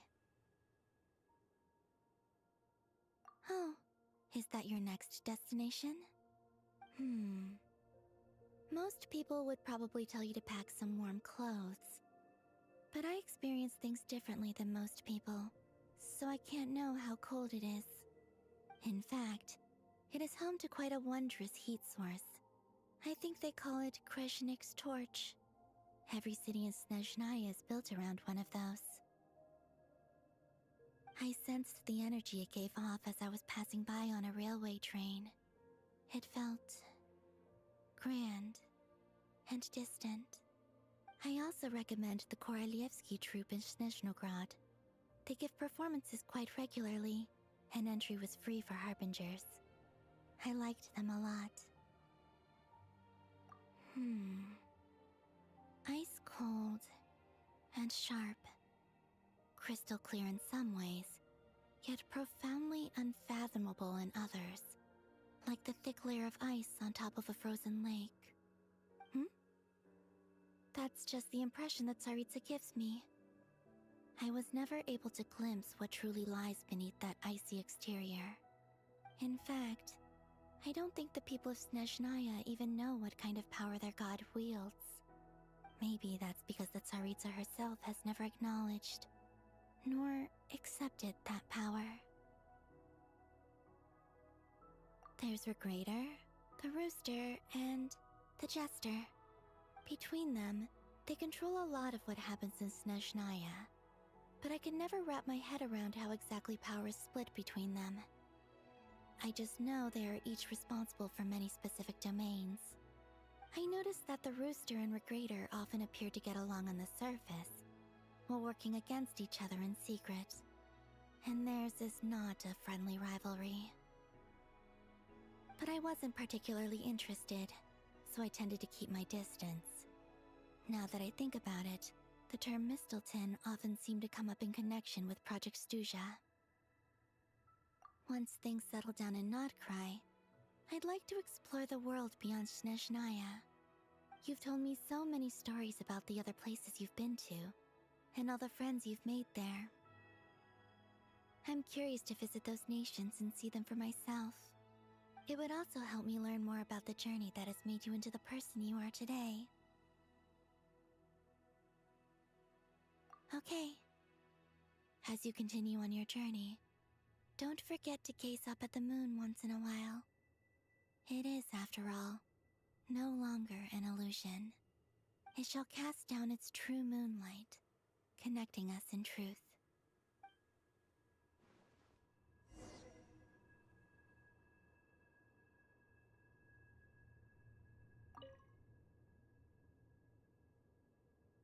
The journey goes on, like I said. This is not the end, okay?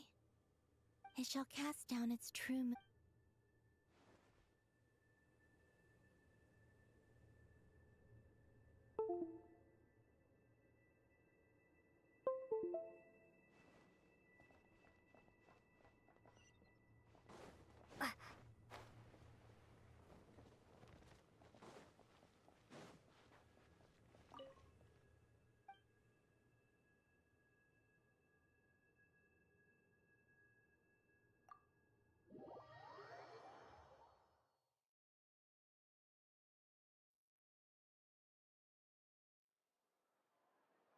To Jean, acting Grand Master of the Knights of Favonius.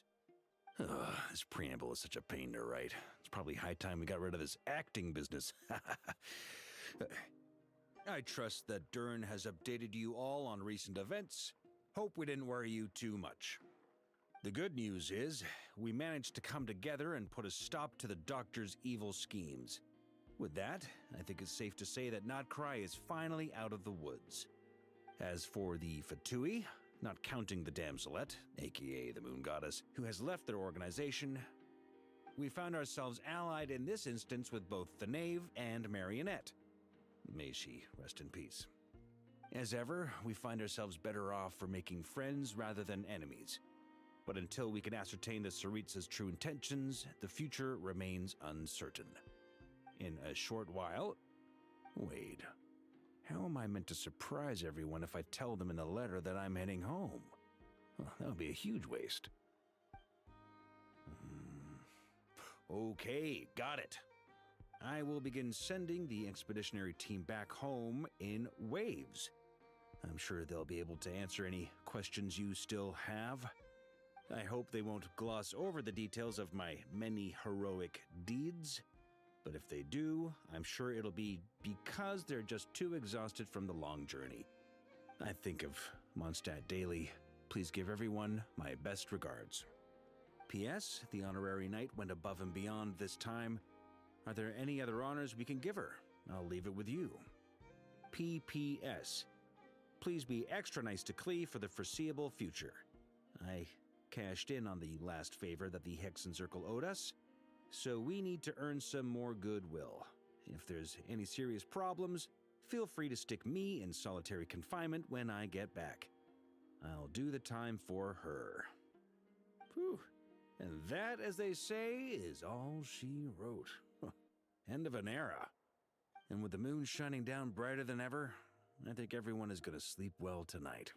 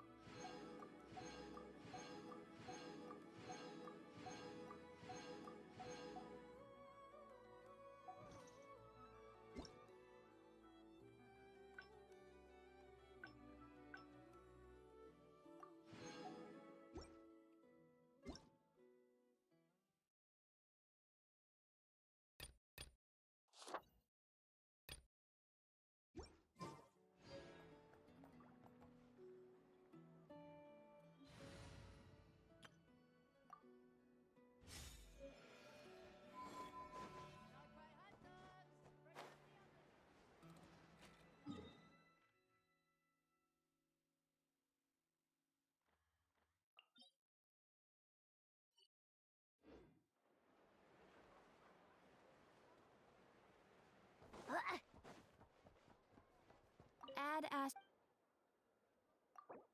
Thank you for. Add Ash.